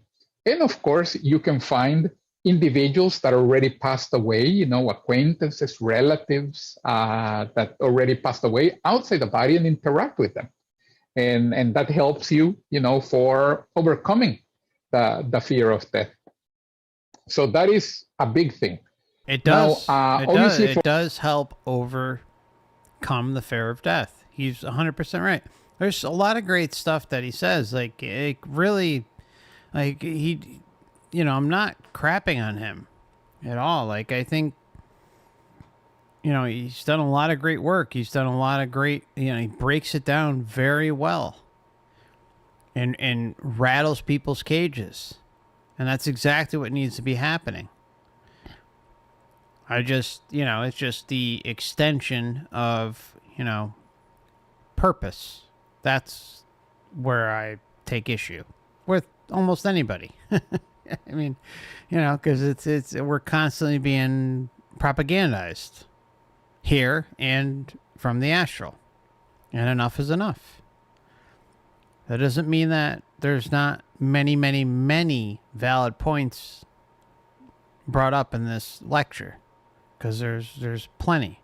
For spiritual development, we acquire an understanding of ourselves that is bigger. We realize in this life, I am playing this role. I am, I have this body. I am used to this body, to this perspective, to these experiences, and even my body already puts me on a certain track. Like, for example, in my case, I was born a man in this life. Then it already puts me on a certain track of experiences, and other experiences I am not going to have because of this body that I have. So, for example, in my Did he just assume his gender? case, in this life, I am just simply not going to have the experience of having a kid. What I mean by having a kid, of course, is of gestation of a kid. I can have a kid as a man, but I'm going to need a woman for that, So I'm not going to be able to have the gestation of a kid. Hey, David, And welcome. it just simply puts me on a certain track. And it would have been very different if I had been born in this life on another track. I would have had other experiences that also would have helped me to have certain experiences and would have, distanced me from certain others. Yeah, and no problem. But the point more than anything is the moment I leave my body, I realize I am the collection of many of these experiences, not just one, but the collection of many of these experiences plus all of my experiences when I didn't have a body. Many of these experiences, plural, right? AKA reincarnation. Many of these experiences. When is enough enough? You're going to hear some more on this throughout when we go, progress through this lecture. I mean, Not just one, but the collection of many of these experiences plus all of my experiences when I didn't have a body. And then I have a greater understanding of myself, and I can see also a little bit better the trajectory of myself in terms of like evolution or development, so to speak. So this, of course, is also a very big thing. Even with regards to this, a very important point is, and one of the main reasons why people many times want to leave the body is this fifth point here in the sixth point actually here on this slide, which is the identification of our life purpose, which also helps us to understand this idea of spiritual development. Just like I was describing that we can be outside the body and we can see people taking classes because they are preparing, something that their next life, for example, or they're taking classes because they're going to go and implement that. By the same token, many times when we're outside the body, we realize I was here studying before I was born. The moment that you arrive and you visit that, and then you realize, okay, what is it that I wanted to accomplish? What was my initial intention for deciding to come into the physical life in the first place? And that also helps me with the idea of development, of organization, and with understanding what was it that I wanted to do, what was the main objective, the main lesson, the main project that I wanted to work on, the moment that I was here inside the body. And not that I am not doing it, and not that I am very far away from it. No, many of us, maybe we are. Some are a little bit closer, some are right on the trajectory, some maybe a little bit off. But the point is that, of course, understanding this a little bit can help us either to No. So, see, like I'd like to respond to that and say that most are very far off. Our society is a very, very, very obvious indication of that. Like it couldn't be more obvious that the high majority of the population of this Earth realm is way off.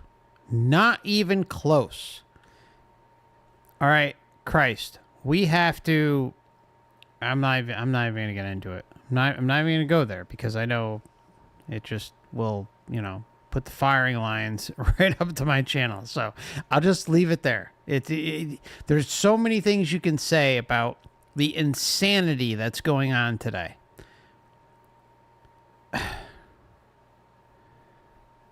And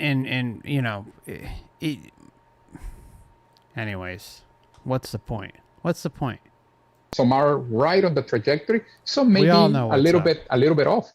But the point is that, of course, understanding this a little bit can help us either to confirm our trajectory or to, correct it a little bit. Sometimes for some of us, it's just, or for some people, it's just changing a little bit the needle. And now they are, having the experiences and the development and the evolution that they had planned.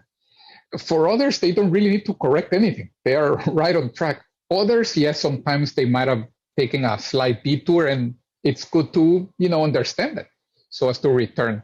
By the way, you probably have seen several of these examples when people have near-death experiences, and they come back and they say, look, I realized during the near-death experience, I am not doing what I wanted to do. And then they decide to change their profession, their career, their city. Sometimes, really, most of the cases, break up with their wife or their husband. the changes don't need to be so physical and so external. They are changes that are more internal. Like, for example, I am going to start to see people with more kindness, with more dignity. I am going to pay attention to the human struggle more. See, like that's awesome, right? And we do see that. Like that's a positive. That's a great thing with NDEers. That's a great thing with breakthrough trip experiencers, right? There's like a switch does turn on, right? Like a profound realization, a profound like just analyzing what's happening here and having compassion, having empathy for the struggles that humanity and animals and in this entire realm goes through. And that's awesome, right? I am never ever going to take that away from experiencers.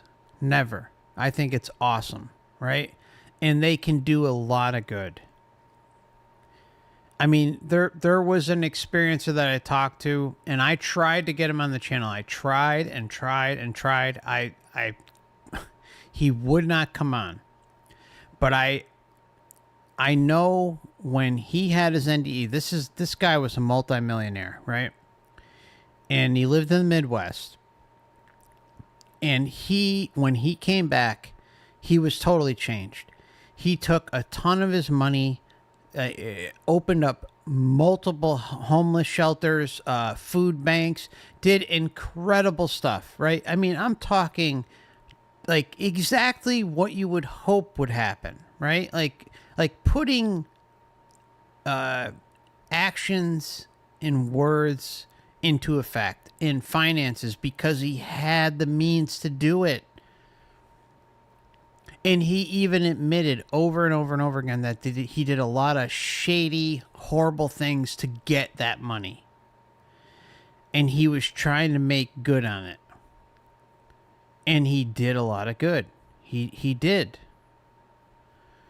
But you got to think about everyone that he hurt to get that money, then has that experience, then comes back, quote unquote, redeems himself and helps others.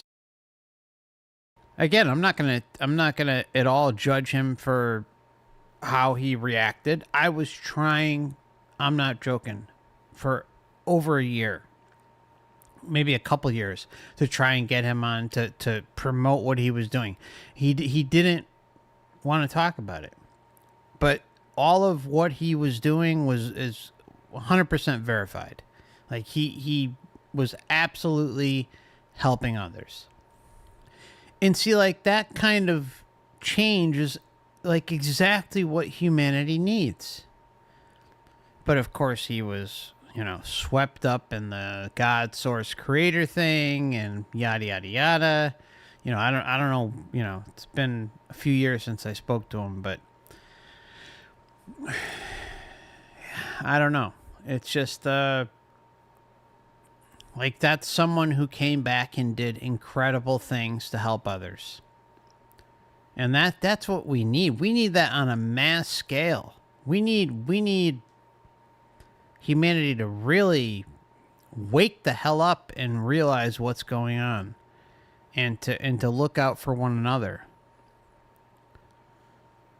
But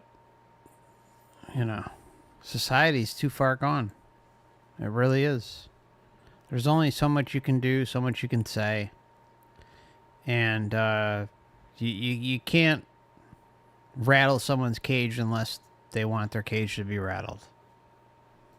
Other people are not robots, but they are, a human yes, being, they are. Also struggling there. Oh, yes, they are. Most are robots. I hate to say it. I'm sorry. Other people are not robots, but they are, a human being, also struggling there with their own, reality to a certain extent. So many of these changes, they tend to be a little bit more internal, but they're different for each one of us. Now, certainly some people they want to understand better other dimensions. Others, they want to re-encounter, other individuals that have already passed away. And this is a big thing. And let me see if I can help you think even about maybe something that is not so common. Certainly leaving the body and finding a relative of ours or a friend of ours that already passed away is interesting in and of itself, is very, very interesting. I don't want to downplay that. It's just that I want to sort of like maybe give you a perspective that might not be that common, which is the following. Sometimes we leave the body and we find these individuals that we have never known in the physical reality. They were never presented themselves during the course of our life. Okay, so this is part of the topic, right? Other beings we may meet but are not familiar with during this incarnation. And this crosses over with shared death experiences, near-death experiences, and breakthrough trip reports. And I'm sure I'm missing some after-death communication too. Like, so we have crossover, and we're in OBE territory. Just remember that. They were never presented themselves during the course of our life. And they are not a spirit guide, much more evolved, much more developed, and looking to help us and close to us, sort of like guiding us somehow. But they are a person with whom we had a few lives together, but many lives ago. They are an old friend. It's just that on these lives, our lives don't match. But when you encounter them and you see them and you start to remember what were the things that you had in common, sometimes it's very hard to keep your awareness and your emotional stability because you feel so close to this person. You are so emotional and so well received for this person. It doesn't matter at this moment if we think that we are a good person or a bad person. This person has a very different perspective of you from other lives.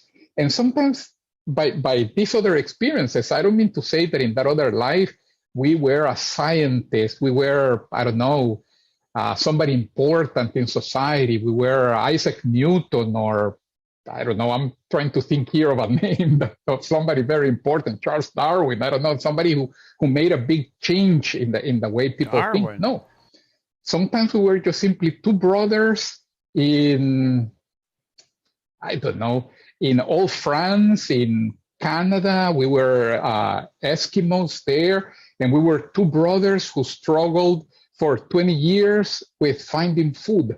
As simple of a life as that, which we probably had a few of those, in which we were just simply struggling to find food. Probably had many of those. But we, because we were struggling and taking care of each other and trying to, you know, maybe hunt together or trying to find food and trying to feed the rest of our group and this and that. And then at the end, we passed away when we were 25 on that life, you know, well, even before life expectancy wasn't that, you know, wasn't as long. So in any case, the perspective that they have of us is this person with whom I shared so closely those 25 years, and we were taking care of each other so much.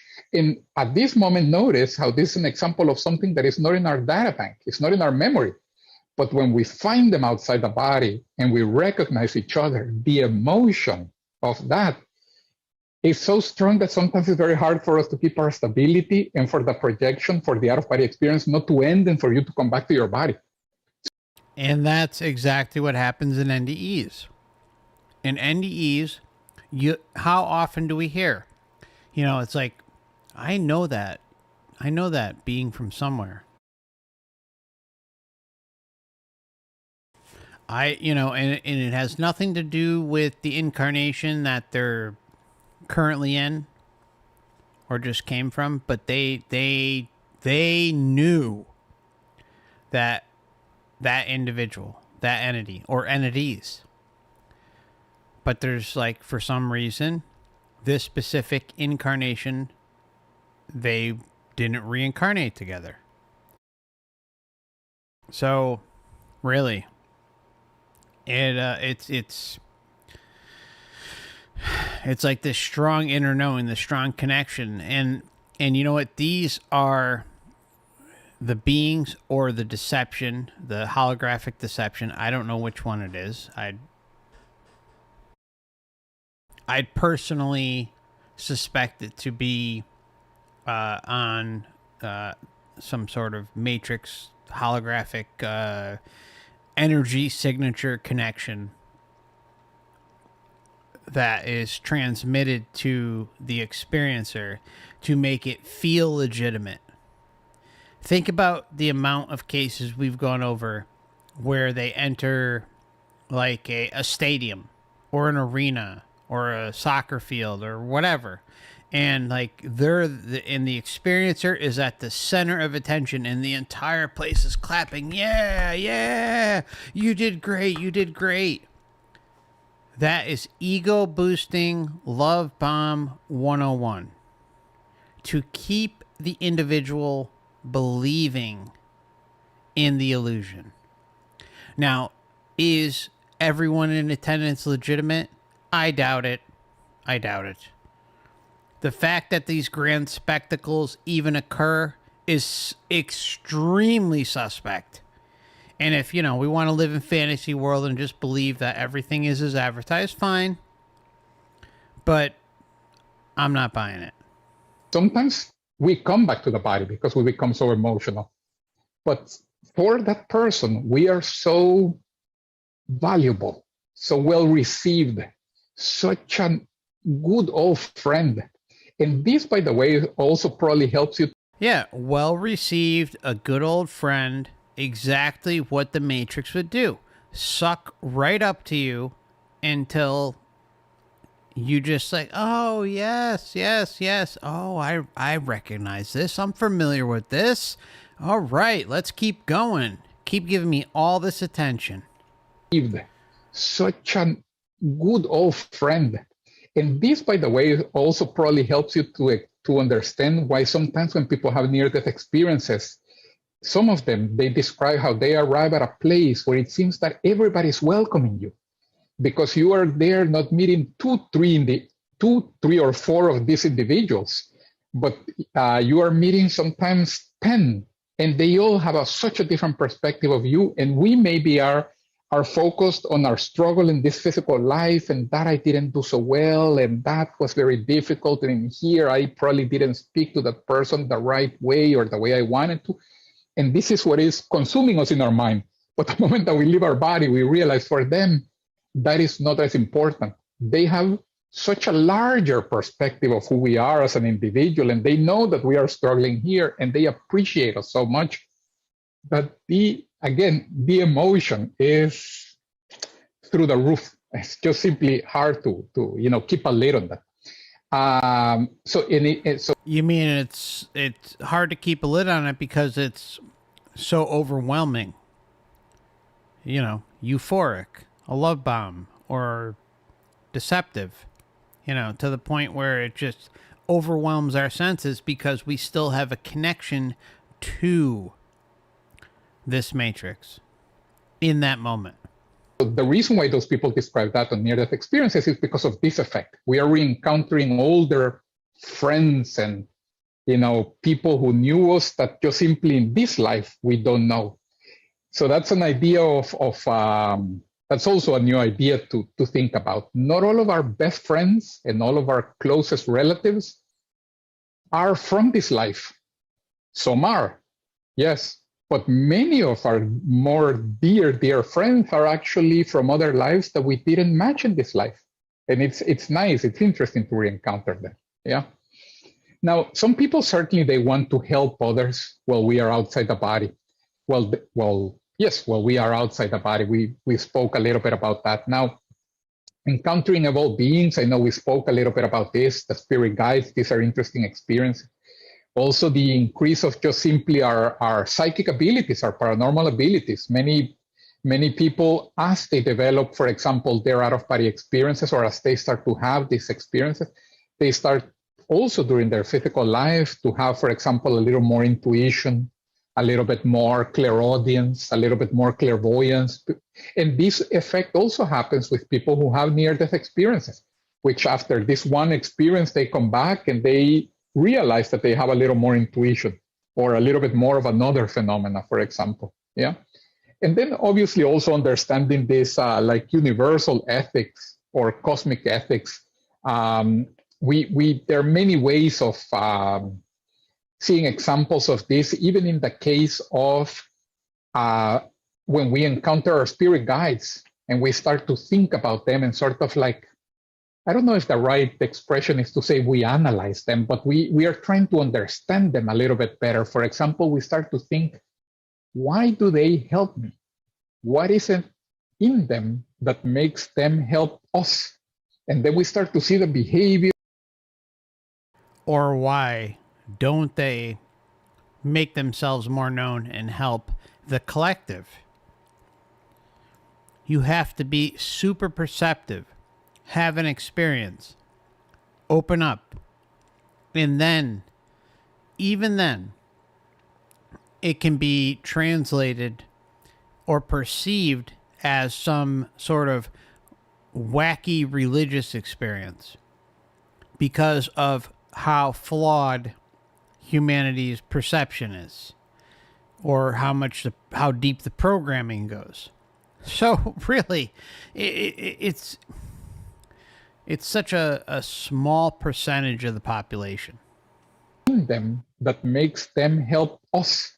And then we start to see the behaviors that they, how they behave, their intention, and we start to realize that they have a set of ethics, of criteria that are much more universal and developed. This is the reason why they are more developed than me, more than anything. Let me not put you in this bag, but certainly when I am interacting with them, I realize I am still quite a bit away from them, and in great part is because my level of understanding and of ethics is just simply not as refined as theirs. But we can get examples from that helps us, to start to want to put that into practice and to try to develop it, of course.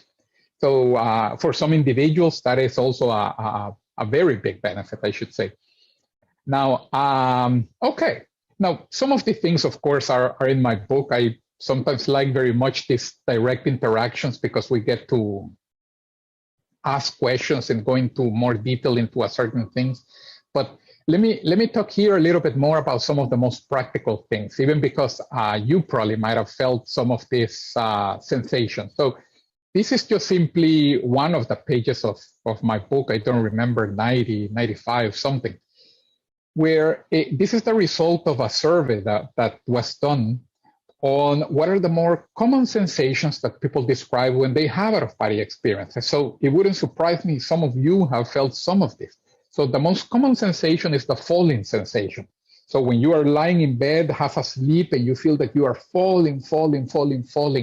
Sometimes you feel that more when you are waking up in the morning or when you are falling asleep, of course, at night. And that also is because many times you're already a little bit disconnected from the body, maybe just half an inch. But in terms of your sensations, because you are already feeling very light, as if the physical body is not there, sometimes we tend to interpret it as if we are falling. And sometimes there is this endless fall. Or sometimes it is, a very long fall ends up with a little bit of like a jerk or like a shake.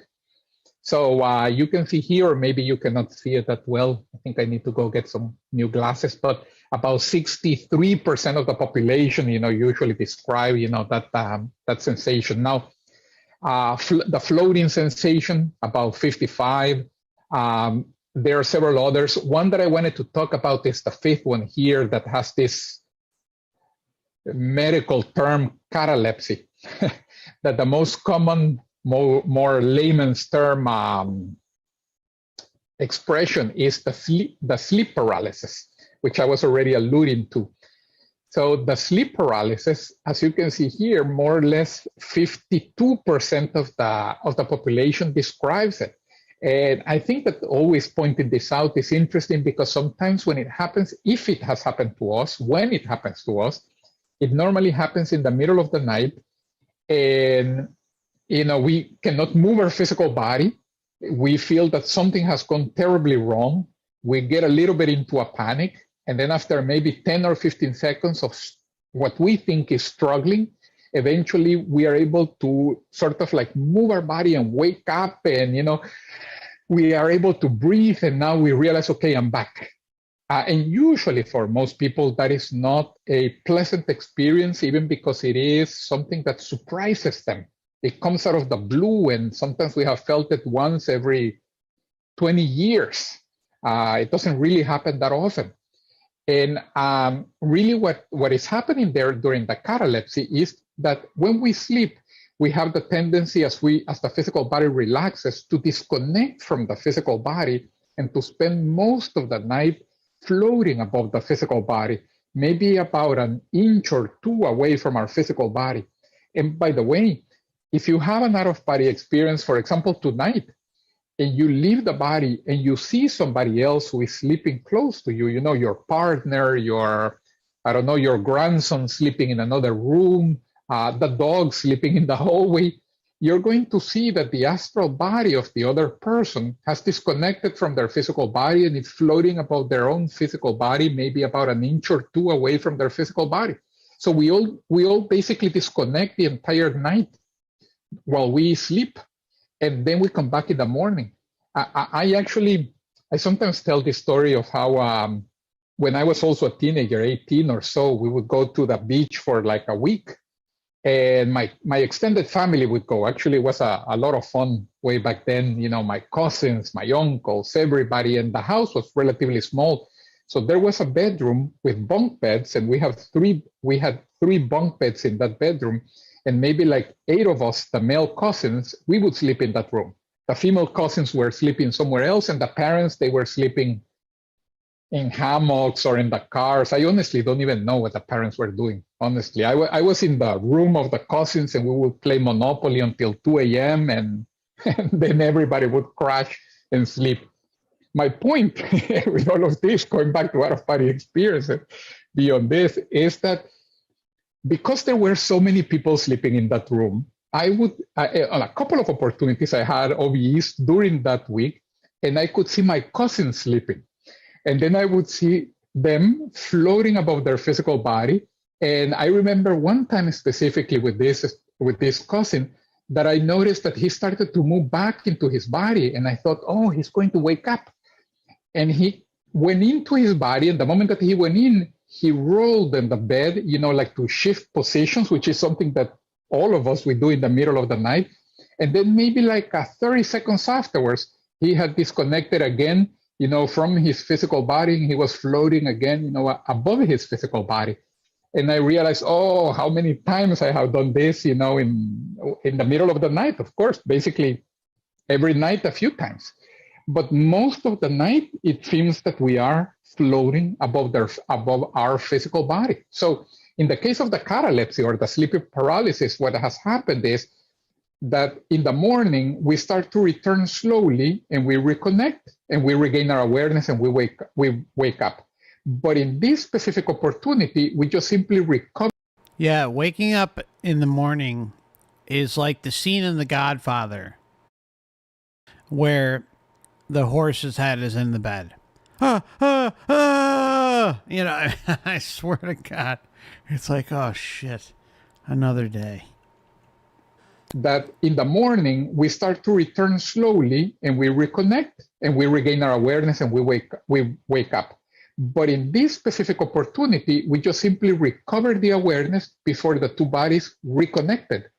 And then because the two bodies haven't reconnected, we cannot move the physical body yet, because it's the same condition of when we are in an out-of-body experience, that you're not able to move the physical body. So it takes maybe like 10 or 20 seconds for us to return fully to the physical body and for us to be able to move it. But because we already recovered the awareness, which again happens once every 20 years spontaneously, we recover the awareness, we cannot move the body, and we think something has gone terribly wrong. I know many people who think maybe I died, which obviously wasn't the case. In a matter of 20 seconds, they come back. But it can be a traumatic experience. So that's even the reason why I explain it, so as for you to be able to put another perspective on it if it has happened to you. And furthermore, let me even give you something more productive and beneficial maybe to think about with regards to this. If this were to happen to you tonight or tomorrow night or, again in 20 years, hopefully not that long, know that it's happening because you are more out than in. See here our physical conditionings. Because we are more out than in, what we think the moment that we recover awareness is, let me go back to my normal, to feeling my physical body and to having control over myself. But then now, at least with this lecture, know that since you are more out than in, instead of forcing yourself to go back in faster than the normal, because you're more out than in, think about going out. This is actually the easiest condition from which to have an out-of-body experience from.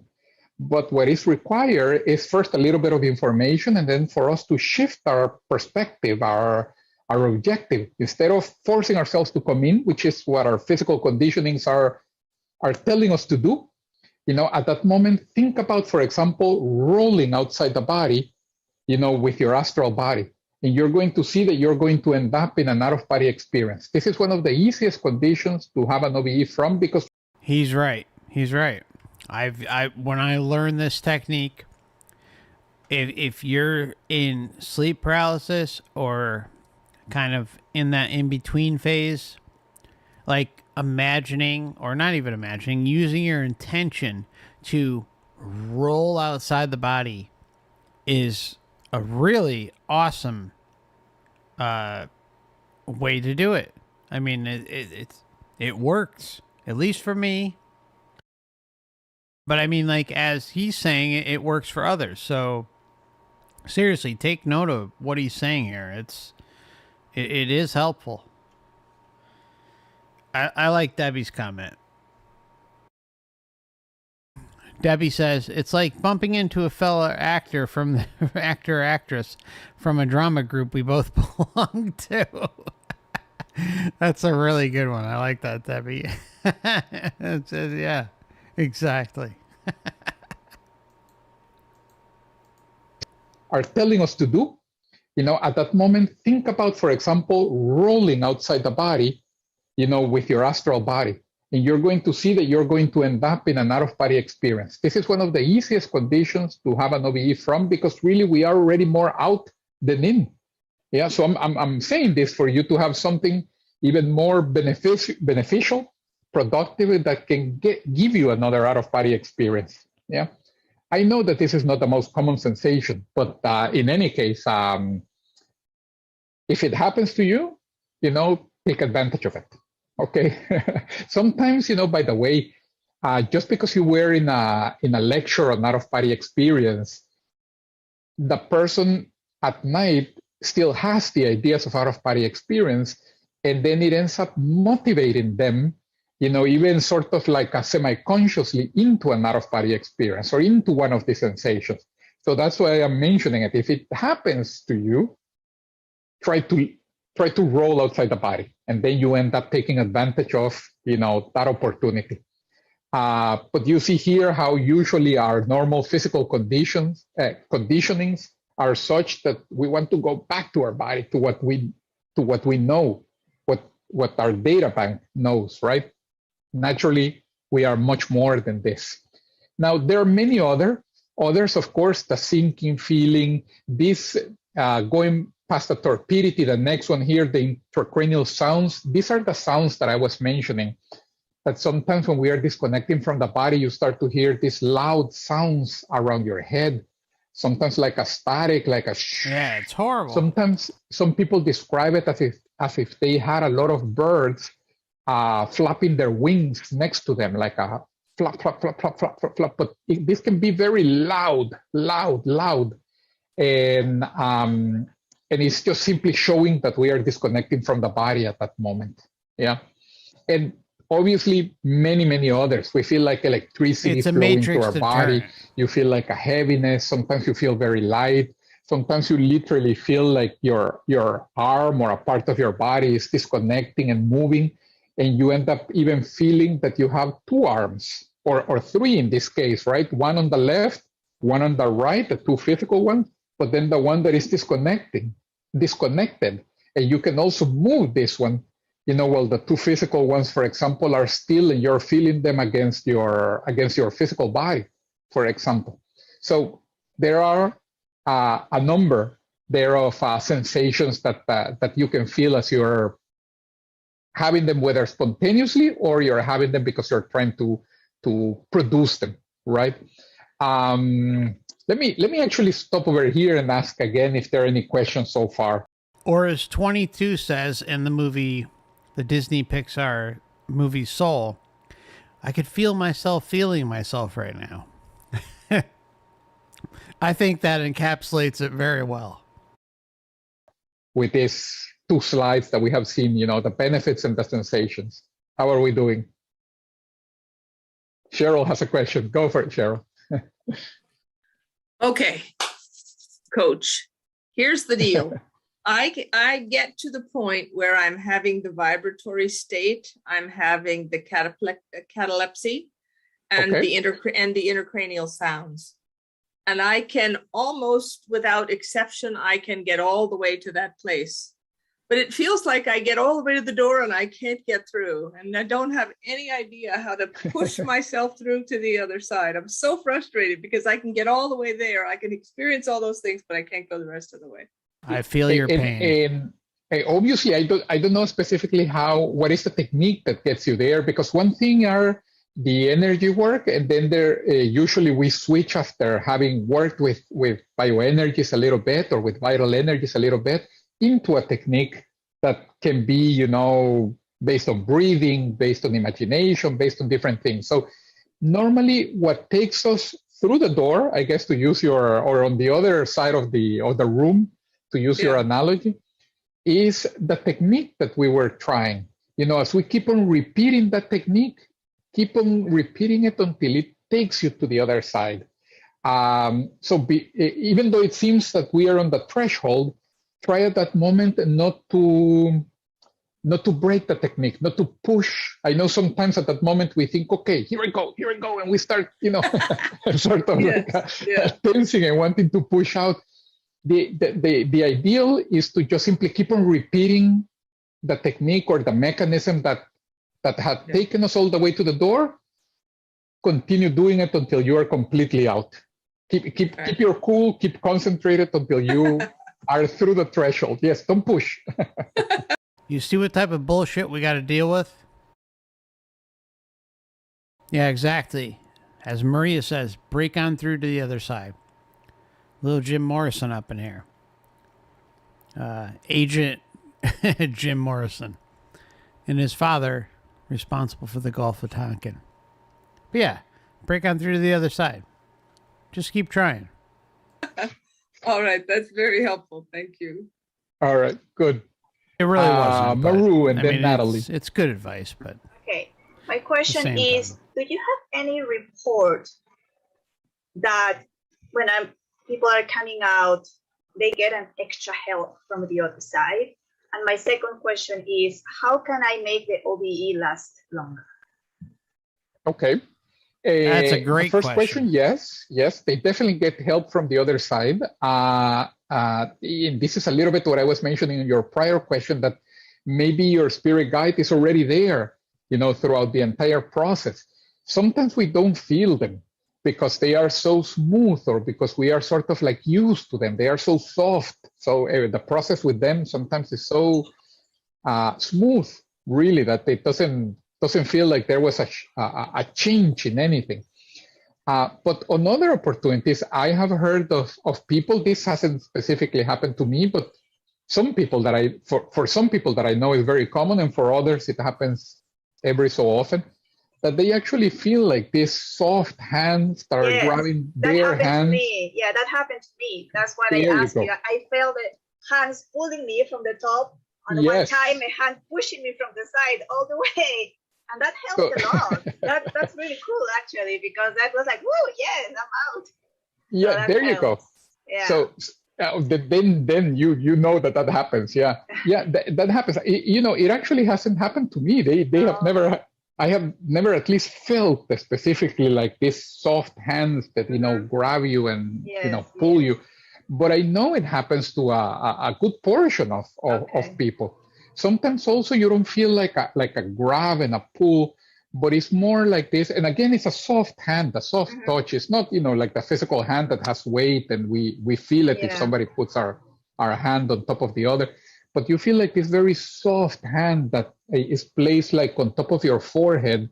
And with this like very soft touch, there comes like a feeling, an energy, a vibe of like, relax a little more. We're going, but relax, okay. Take it easy. So more often than not, that is the feeling that comes, from them. So yes, they do help. With regards to your second question, how do you make it last longer? Generally speaking, so we have this energetic system, the etheric body. You probably have heard of this, the energetic body that has all these energy centers, the chakras, that are used for absorbing and sending energies out. So you probably have heard of the of the chakras, of the energy centers. And then this energetic system basically controls how easy it is for us to disconnect from the body. Because when we disconnect from the body, the energy mechanism sort of like splits in two. And part of the energies go with the astral body, and the other half, so to speak, stays with the physical body. And so how easily the energetic system splits is how easy it is for us to control the disconnection from the body. Now, for most people, the energetic body is a little bit more rigid. It's a little bit more unflexible, so to speak. And this is really no fault of ours. It's just simply Western culture.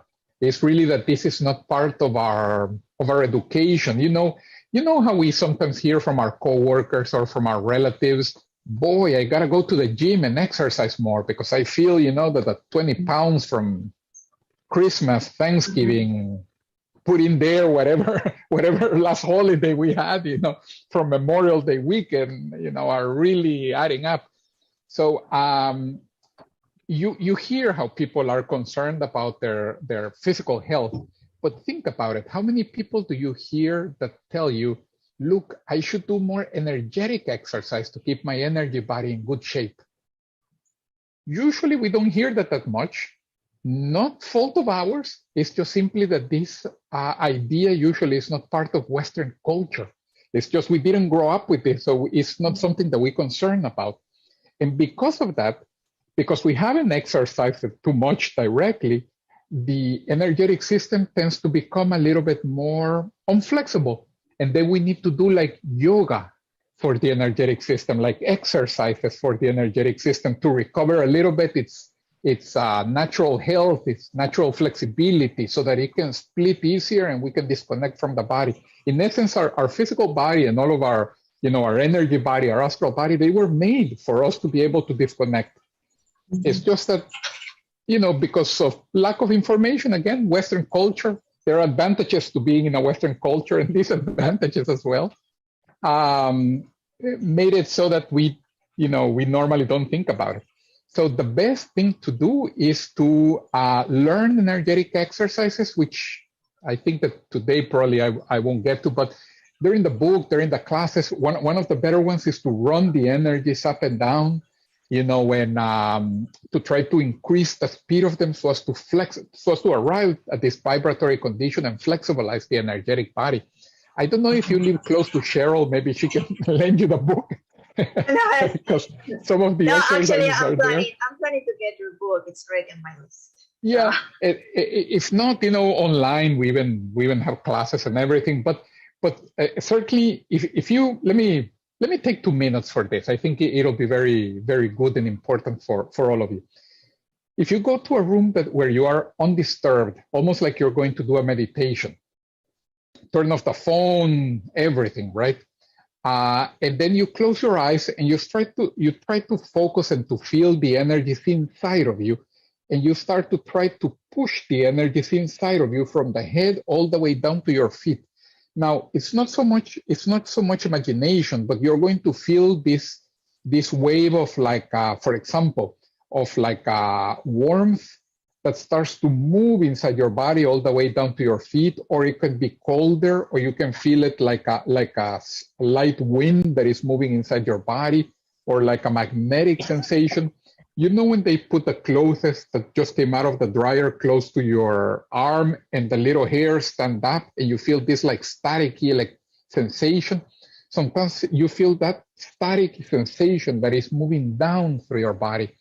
So concentrate on that sensation. So it's not imagination, but you're trying to concentrate on that feeling and move it down to your body, and then bring it up to your head, move it down to your feet, bring it up, running through the length of your body to your head, and then to your feet, and then to your head, and then to your feet, and try to see if you can speed up a little bit the flow.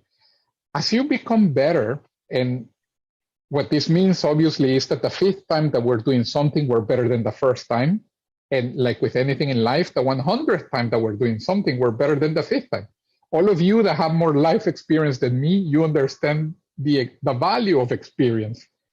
So as you repeat that, you become much, much better. And that exercise is basically like the equivalent of walking for the physical body or running for the physical body. It'll put your energies in very good shape and it will make it flexible, like yoga for the physical body. I'm thinking here of analogies.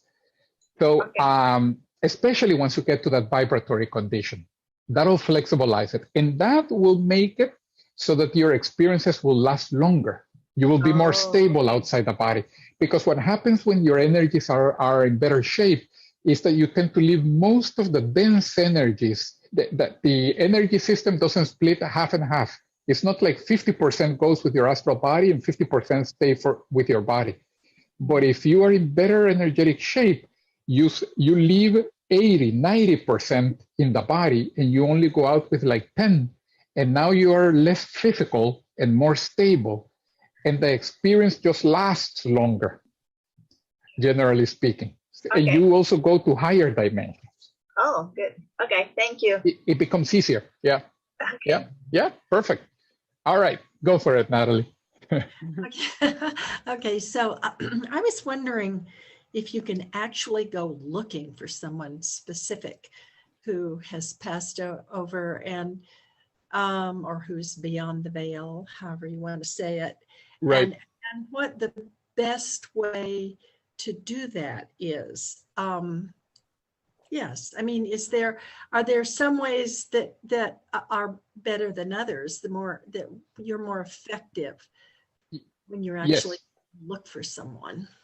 The short answer is yes, you can do it, of course. And the way to be more effective is to try to evoke everything that you had in common with a person, all of the shared memories that you had in common with a person. So let's say it's your dear sister. I'm just here, whether the person has passed away or not. Actually, this is even a technique for leaving the body. You if you happen to already be outside the body, then you can start thinking about her and the experiences that you had in common, and try to evoke everything that you know about her, how she looked when she was happy during her birthday, and when she was faking that she was upset when she was scolding her children, but really she just had to put a stern face, and then afterwards she was smiling. So all of those memories and experiences that we have of her, we try to remember them, and that connects us energetically, and you arrive at them, which is, by the way, the same way in which outside the body you reach any target. Is by thinking on the target, by connecting on the target. And something that can help you a lot there are your memories. Your memories of the place, of course. Even if these are places or people that you have never seen. If it's, for example, a common place. Let's say that we have never been to, I don't know, Paris, France. Maybe most of you have been there, but let's say that we haven't. We probably have seen a picture of the Eiffel Tower. So if you leave the body and you focus on the Eiffel Tower and you remember how the Eiffel Tower looks, what happens outside the body is that you create like an energetic connection that connects you there, and your astral body starts to go in that direction, and you arrive at the Eiffel Tower fairly quickly, in a matter of a second or a fraction of a second. But obviously it works better the more affinity we have with the target, which means with a person it works better, and the closer the person was to us, even better. Yeah. The other thing that's interesting, and I'm not sure if any of you've run across this, but it's out there, is those who try to go to certain areas that perhaps aren't admissible in human form are also not admissible in astral form. Meaning, like, things like the White House, or secure areas, right?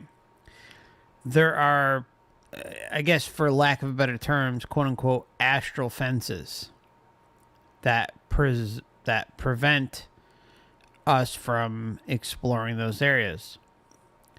Now, I did. I'm not gonna get into it. It's like really. It's kind of a long story, but let me just say, like, I traversed up and down the northeast of the U.S., not to Washington, D.C. or anything like that, but we can go extremely large distances when you can leave the body and have that lucid awareness.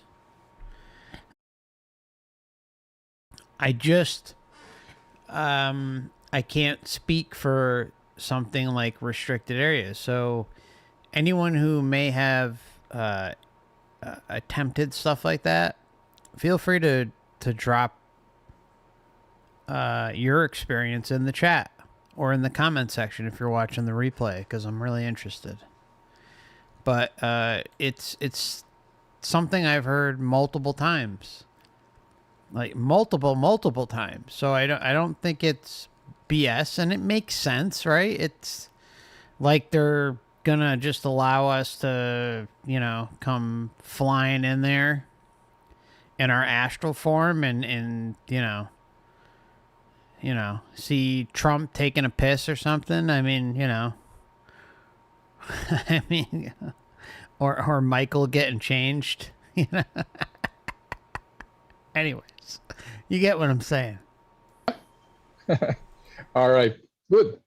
Okay, I think we're good, right? Let's keep on going here with a couple of more things here. So I think I put this up here because I just wanted to give some idea of, you know, once we are outside the body.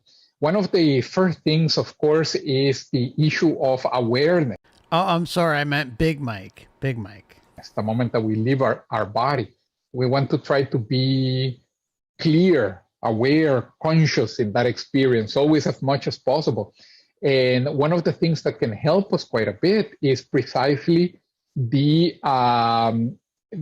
exercise that I was just describing of working with energies that we can do inside the body. You know what's so funny, guys, is when I said that, immediately like 13 people stopped watching. All right, 14. Yeah, okay, let's keep dropping those numbers. Come on. Oh, that shit kills me. You know, the moving of the energies up and down, but also we can do it outside the body. And when you do it outside the body as well, especially if you have practiced it inside the body, and you get a good level of proficiency with it. When you try it outside the body, it works even faster, easier, and that usually helps you to stabilize yourself outside the body and to raise your awareness outside the body. And then after that, the experience becomes just much, much easier. Now, once you are outside the body, also, something that can help quite a bit is to explore, you know, several of the characteristics of the astral body, how the features that you have when you are outside the body. So the astral body works differently than the physical body. At the beginning, we use it sort of like in the same fashion that we would use the physical body, because it's part of the conditionings and the habits that we have from the physical body. But little by little, we start to realize that we can do much more with the astral body. So a very simple example of this that I'm describing is the fact that the astral body can fly. So we can be outside the body and we can just simply, you know, fly. Something that the physical body, you know, I have tried even jumping from high places and that didn't end well. It just doesn't go, you know. Again, it's the half the turkey from Thanksgiving, probably. But It's half a turkey. when you are outside the body, obviously you can fly and you can go. You can, you know, fly over the city that you're in, you know, there over Boulder, or, you know, you can fly all the way to Denver or whatever you want. But you see also here how a lot of our conditionings and habits from the physical reality carry over to the astral, you know, experience, because Yes, it's the continuity of familiarity. We talk about it all the time. How they carry over. They carry over so that you're not, you know, shaken to your core that things look differently, and so that the deception can keep running. carry over to the astral, you know, experience, because of course we are used to it. So for example, outside the body, we can go through physical things, and you might have already experienced this, or you might have already heard of this, that we can go through a wall, we can go through a roof, through a window, etc. So the astral body doesn't really make contact with the physical body. So what this means is that when we are outside the body and the ground is there, and we want to advance, there is no walking outside the body because we cannot push ourselves from the ground. There is no traction. So we are always sort of like levitating at ground level. We're always sort of like flying at ground level. What happens is that at the beginning of our out-of-body experiences, even though we're levitating at ground level, the most common thing is to see people moving their legs because it is the habit from the physical reality. It's a habit that sometimes we haven't even realized that we have acquired it, but it's very ingrained in us because think about it. In here, how do we go around without moving our legs? We don't even think about it. But furthermore, there are some habits that we have from our physical life because they are activities that we do almost every second, like walking. And there are other habits that we have from the physical life, even though they are activities that we have never done in the physical life, but we already have an idea of how that should go, and then we transfer that habit to the out-of-body experience. For example, again, flying.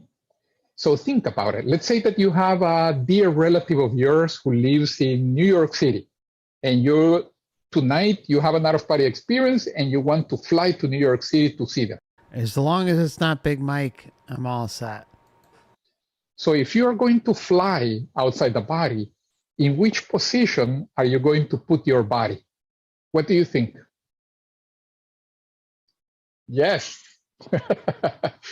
Notice that I think that probably it's safe to say that physically we have never flown with the physical body in that fashion. It's something that we have never done, like walking. However, we already have the idea in our mind from movies, from being aerodynamic, from airplanes, from birds. So outside the body, what you see is that you normally put your arms out or to the side, and now you're flying like a superhero. And not only that, I have seen people outside the body that when they're going to go to the right, they lean to the right, like a plane. And of course, I'm thinking I do the same thing, but we are really, animals of habit, of conditioning. We get so used to those things because the astral body doesn't make contact with the physical body. We can, in essence, put ourselves in a ball, make ourselves a little ball and fly in that position. And we are not faster or slower because of that. But nobody does that. Everybody will go the superhero route because it's the conditioning that we have. So we tend to transfer a lot of conditionings outside the body. Some of them, don't make a very big effect, like, whether you fly in the shape of a little ball or you put your arms out, or whether you're moving your legs, nobody's gonna point and laugh, Well, I cannot say that. Maybe somebody might point and laugh, but my point is that doesn't really make any big effect on anything. But other things, they might make a slight effect. Like, for example, we are used to the physical body and we are used to seeing forwards because we only have eyes oriented in this position. So we see this 140-degree angle, more or less.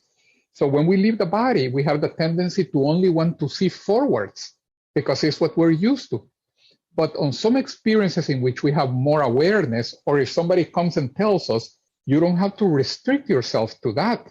At that moment, you realize that the astral body has the ability to see 360 degrees up and down.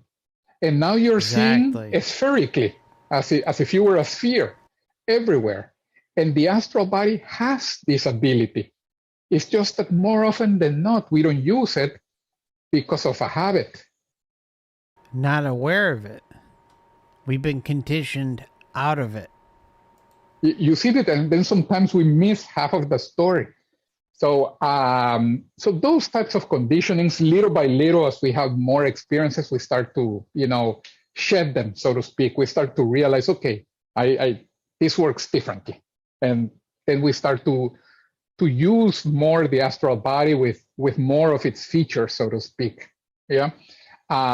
So, and there are several other things, of course, that conditions us, but this just to give you an idea of what ends up happening.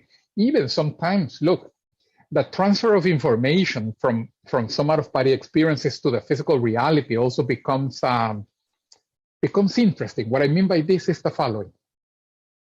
In this reality, we understand the idea of color, and things have color, because color is a frequency of light. So for example, the mug here that they gave me to have here, don't laugh, but I actually liked it. So you can see all the different colors here of the mug. And then the color that we see, we know that it is because the light is hitting it, and there's a frequency of light that we interpret as a specific color, red. And our eyes has a certain spectrum of light that is able to catch. So we are not able to catch things like, or physical eyes are not able to catch things like X-rays or, radio waves, etc., etc. All right, no problem. We know how the eyes work. When you leave the body, the astral body doesn't limit itself to this range. It can see more than this. So what this means is that outside the body, you can see other colors that you're not able to see inside the body. So sometimes the wall that you think that is white and that you know that is white because you went to Home Depot and picked out the color and then you painted it with the rest of your family and you know that is gloss white number 060, whatever the Pantone color was. So you did all of that. You know it's white. Now you leave the body and you have a little bit more of awareness on that experience and you realize, you know what? Now that I am seeing it here outside the body, I realize that it's not exactly white. It's a different tone of a color, but that my physical eye is not able to recognize that level of detail.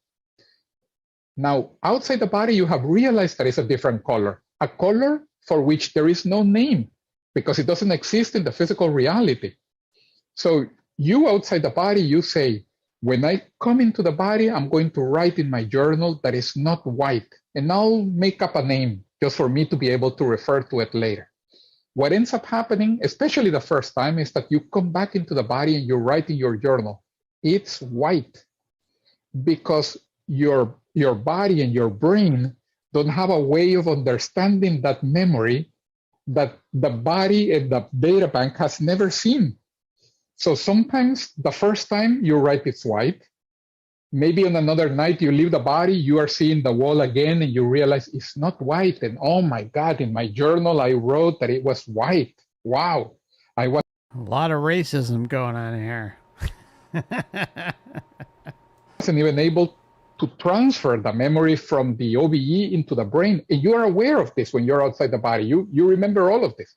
So you say the second time, I'm going to go back and I'm going to write this time that it's white. Okay? Sorry, that it's not white. It's not white. It's not white. You go back the second time and sometimes you still write it's white. And the third time you still write it's white. But by the third or fourth or fifth time, your brain that is not a fixed object, but it's more of an organic object and therefore a little bit flexible, creates a new synapse after like the third or fourth time. And then we're able to visualize it inside of our body. And we realize it's not white. Hashtag cancel OBE traveler. No, I mean, I'm just messing around. He's clearly, he's great. I love him. And now we can write in our journal, it's not white. But sometimes the first... Terry says hashtag ban white paint. first time. This type of insanity we got to deal with, right?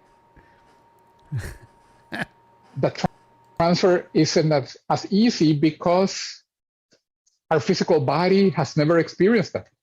Our physical body sometimes needs a few tries to get something. Well, the astral body is much faster. It's much quicker adapting to some of those things. Yeah. So conditionings, you're going to see that that's a big thing the moment that you're having OBEs. Yeah, I highly recommend this book. I'll pop it up here again. Demystifying the Out-of-Body Experience, a practical manual for exploration and personal evolution. I'm getting a bit tired here, but we're almost at the end.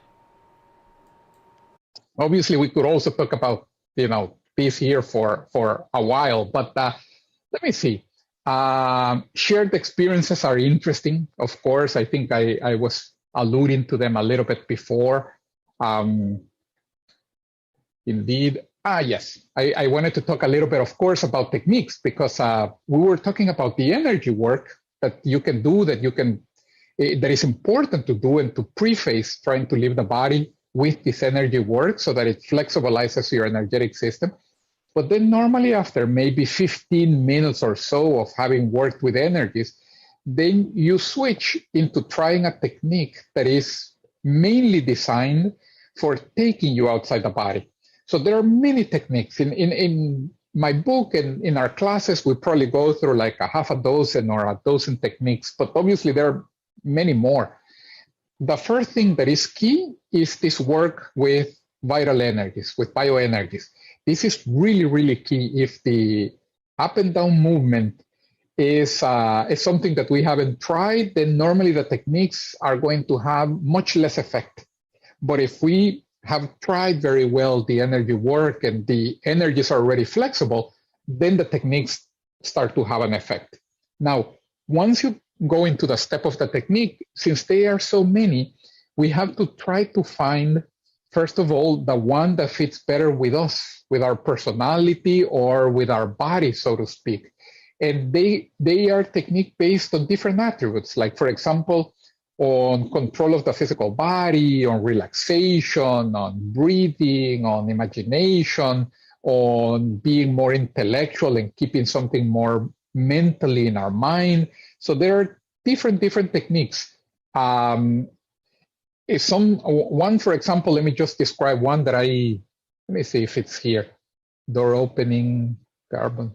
It's not even here. So let me describe one that is not even here. That way, I'm describing a new one, just because we had already started talking about due to the question of yours, Natalie, is the mental target technique. It's the technique of getting to a specific place or arriving at a specific person. So this is what I was describing is the way when you are outside the body, you get to a place or to a person. You think on them. This creates an energetic connection and you arrive at a place. Usually it's very quick. And the more affinity you have with the target, the faster it is. So it is much, much easier for me to arrive at my dear sister, who lives in Florida, or my mother who also lives in Florida, than to arrive at the Eiffel Tower. As well known as the Eiffel Tower is, I just don't have that big emotion for the Eiffel Tower, as I do towards my family, of course. Now, so that makes it much, much easier for me to arrive at them. But just like I use that outside the body to arrive at a specific place, I can start the process from within the body. And what I do is, if I am inside the body, I run the energies up and down, 10, 15 minutes, then I lie down in my bed, and now I start thinking, for example, of my mother or my sister. And by the way, let me say this, otherwise sometimes people ask me about this. My mother, but much more one of my sisters and the one that lives in Florida, they have out-of-body experiences. And my sister, many, many times, when she has out-of-body experiences, she tries to come and look for me so that I can show her something outside the body. She has 3 kids, so she's very focused on her 3 kids, and she doesn't have as many out-of-body experiences or she's not able to dedicate as much time on this as I, who am not as courageous and don't have kids. So I can dedicate a little more time on, on practicing certain things. So the reason why I'm saying I put my sister as a target is because we already have this agreement between us that, I'm going to go see if I can go get her, or she tries to come, and looking for me. Okay. So there is already this agreement, besides the fact that there is a lot of, we are very close, and, the type of siblings, you probably have people like that in your life that, if they knock on the door at 11 p.m.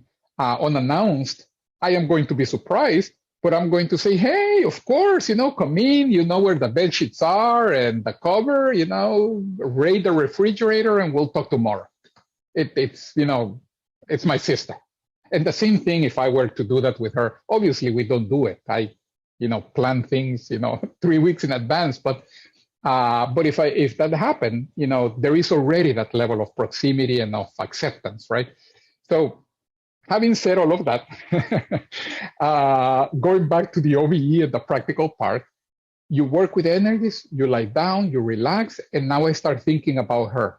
Okay, so I remember her, when we used to play Monopoly when we were kids, when she was telling me about what happened, at work, the day that she graduated and how happy she was, the day that she had her first kid, and, how she was smiling because she was seeing him. So meaning all the shared memories that I have with her, I try to evoke in my mind to connect energetically with her.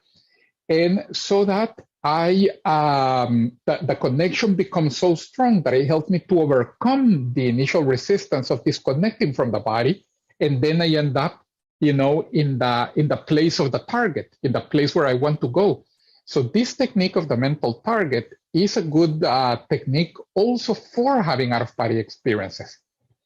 Yeah, so I'm actually describing one that is not even in my book. I'm surprised that I didn't put it. I wrote the book like 10 years ago, and honestly, I haven't read it lately, so I don't remember what were the techniques that are there or not. But this one is actually a very nice technique because the more affinity you have with the target, again, the easier it is to have success, okay?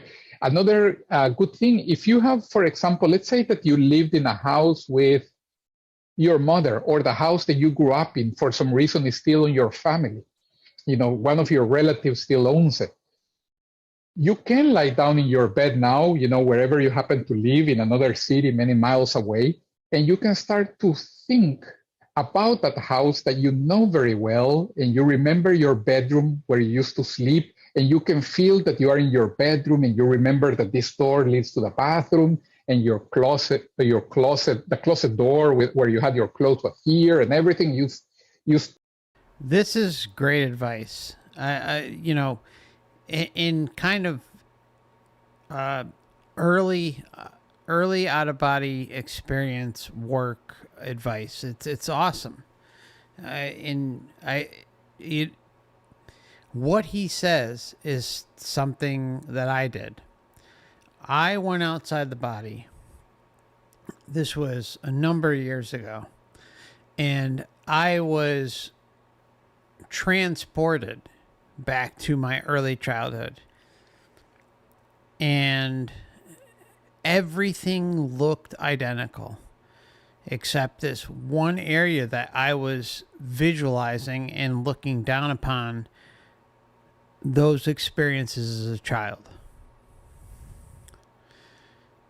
And it was just off. Like, I knew everything else was correct. But for some reason, when you have these experiences, and we were talking about it in the chat earlier tonight, when you have these experiences, there's something, almost always off. I can't say it's 100% of the time, but it's damn near close, at least in my experiences. And it's weird because it shakes you and jostles your lucidity, but at the same time, it's profound. And so that profoundness can almost distract you, almost throw you off, and where you might ignore those inconsistencies, those very, very minor inconsistencies.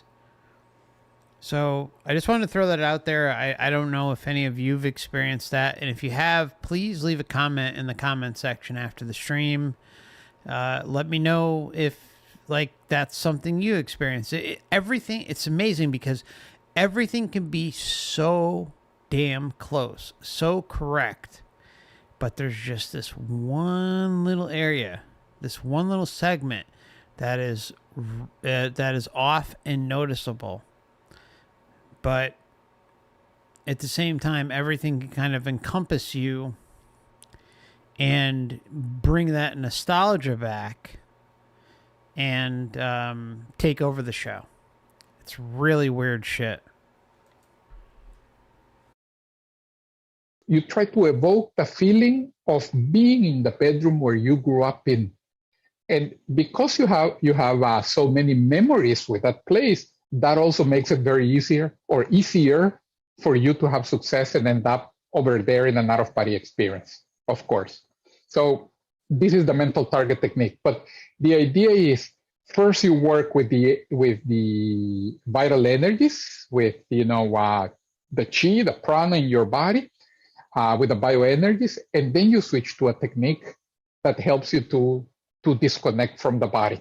So I just described one, but obviously there are several that we can go through, and that maybe they might fit better to our personality, to an attribute that we are good at.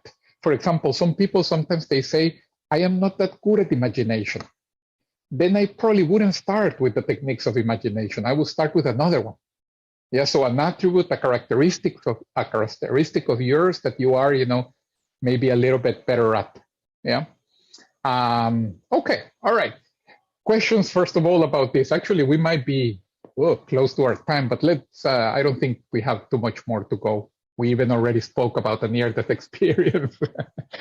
Does anybody have any question so far? We have 6 minutes. Yeah. Any other questions? Cheryl says this is so helpful. Okay, good. All right. All right. Natalie and Maru. Go ahead, Natalie. Oh, okay. So I'm wondering if you have observed that some people just seem to have a greater facility to perform OBEs than others, even though Great question. the interest may be equal. Or even less. The earnestness to have the experience. Yes, I have noticed that. Absolutely, yes. Different people have different predisposition, and sometimes even certain people who seem to have less interest have an easier time leaving the body than the other person who's really interested. At least I remember this couple that came to one of my classes. This was probably like 15 years ago, and he had read all the books. He really was very, very interested in leaving the body and doing the exercises, and she had never read anything, and she was even a little bit afraid of it. And in one of the maybe the second or third class, she ended up having an out-of-body experience. And then she was sort of almost like, after a week or so, she was almost like, how could I say, a little embarrassed to admit to him that for her, it seemed like such an easy thing. And he was like, shut up, I've been trying to do it for so long. But yes, it happens. It happens. And I think, first of all, I think it has to do, obviously, with the predispositions that we have as an individual, as a person, which some of those, or many of those, probably not all of them, but many of those, they seem to come from past experiences and what have been our experiences before. So if somebody, for example, was a professional musician in 2 lives, 4 2 lives, then on this life, they just simply have an easier time, with music. And some of us are just tone deaf. And no matter how much money our parents pay for us to learn to play the piano, we just don't, some of us, we just don't get it. So it seems to be related, to a certain extent to how much experience we had before. Yeah. Okay, Maru, ask me. Okay. Have you heard from anybody that when they reach the vibrational state, they resist it, okay? They don't want to come out, but they resist it so hard, but the vibrations turn stronger and stronger. And the more you resist them, the vibrations get stronger and suddenly you pop out. They pop out. Yeah, me. Yes. And actually, sometimes the first vibratory state that you reach, especially if you're reaching it under your own will and not spontaneous, can surprise you a little bit, the intensity of it, because it feels like an internal earthquake, Yeah. And then, sometimes it surprises people. And I know that sometimes certain people, when they feel it the first time, they're even thinking in their mind, and they have told me this, they were so surprised that they started saying, stop, please stop. And they rather do it the third time and get used to it instead of just going the first time. So yes, it happens. But obviously, sometimes it gets a little, because sometimes with these things, especially with the energy work, we look a little bit like a baby who's starting to walk. And you probably have seen this. It's because I was seeing one of my nephews, one of my younger nephews doing this. You know, when the kid, you know, or the mother is going to show you how the kid now can walk, and the kid starts to walk, but starts to go sideways and arrives at the other wall instead of arriving at you. So we look a little bit like that at the beginning with energy work and with out-of-body experiences as well.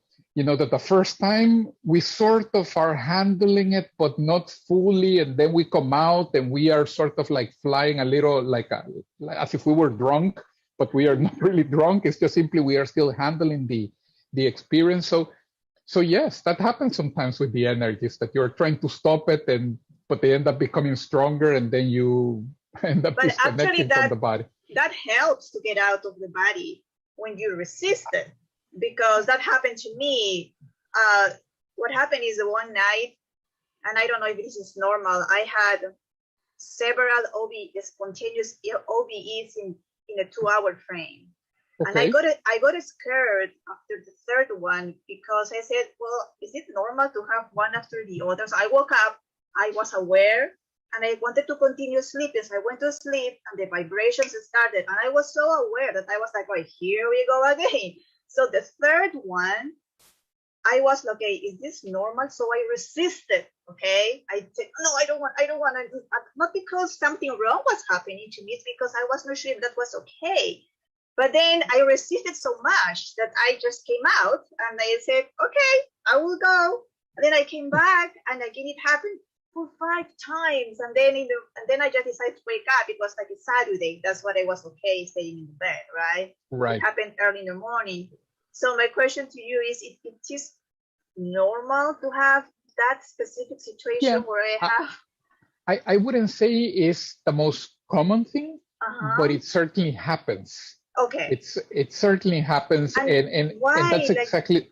Yeah, I was wondering. You know, actually, the hardest out-of-body experience is always the first one of the night. Oh, so okay. If you have one night, having a second one the same night is easier than having the first one, and having a third one is easier than having a second one. So usually the first one is the hardest one. After that, we are left more loose energetically when we come back.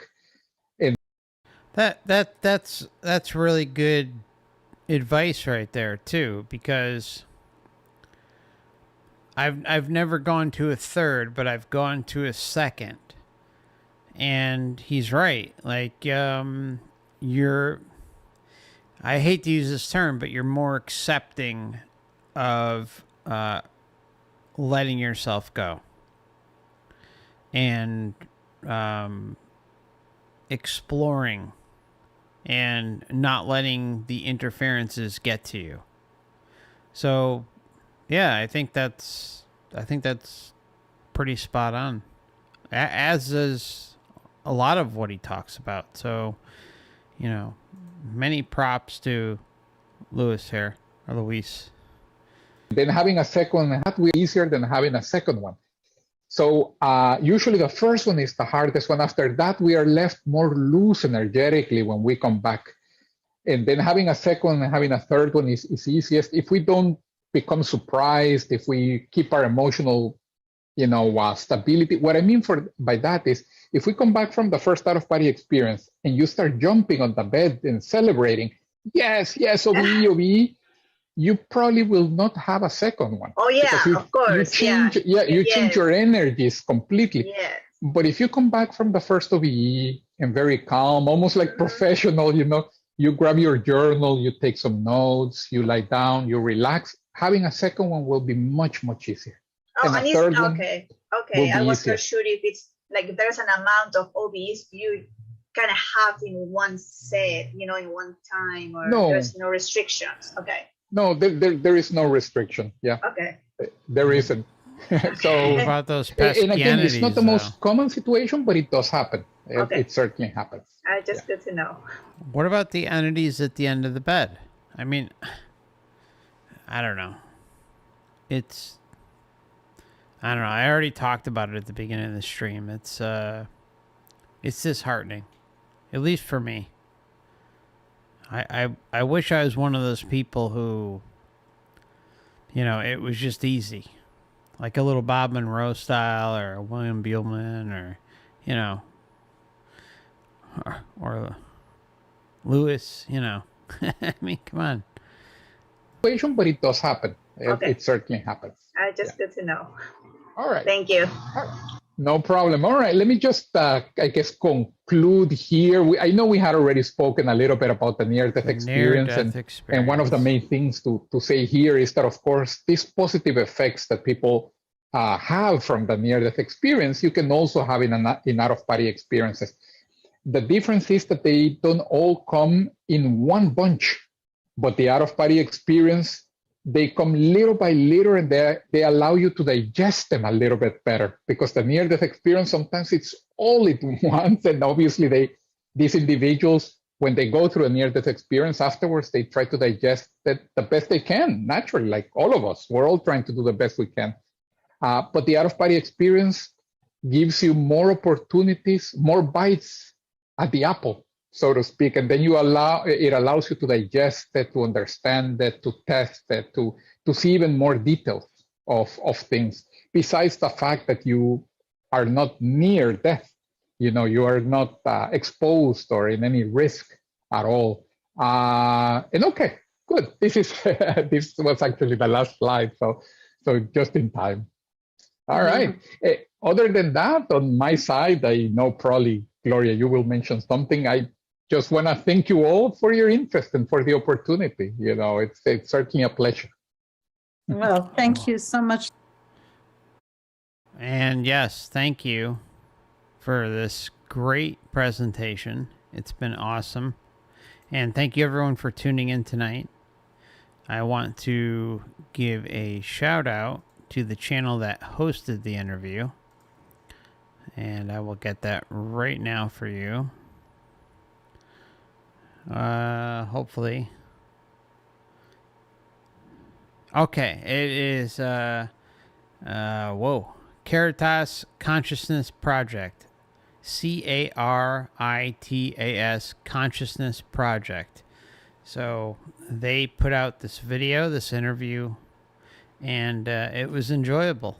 I really gained a lot from it, and I highly recommend purchasing his book. I put up a link earlier in the stream, but there's the book cover. Demystifying the Out-of-Body Experience, a practical manual for exploration and personal evolution. And it's late, and I'm gonna head to bed. So thank you for stopping by tonight. And I want to thank all the members for supporting the channel. And I want to thank Redneck Steve for the very kind donation earlier tonight. And we'll see each other again soon, all right? Don't work too hard this week. And look forward to seeing you again soon. Which will probably be... I may do something in the middle of the week. Or perhaps if it's not the middle of the week, then the weekend like normal. So we'll see. And I've been streaming on the Truth in Gaming channel fairly regularly the last few nights. Enjoying Assassin's Creed Valhalla. The Assassin's Creed series of games is awesome. And you can even find a video on the main channel here where I go over Assassin's Creed Origins and Assassin's Creed Assassin's Creed Origins and Assassin's Creed Odyssey. And talk about the Soul Trap connections. And feel free to check that out if you like. And we will see each other again soon. Thank you again for stopping by. Please consider hitting the like button on the way out and subscribing to the backup channels, as well as the email list. And the email list is a good way for us to stay in touch, just in case something should ever happen, as are the backup channels and the alternative platforms, Odysee and Rumble. So we'll see each other again soon. And if you're looking to sign up for a Rumble or Odyssey account, there are invite links available. And by using those links, it does help get the channel spread out a little bit more on those platforms and get the information out there. So please consider using them. But if not, no big deal. And we'll see each other again soon. Thanks so much. And, don't work too hard. Take care of yourselves, all right? Much love.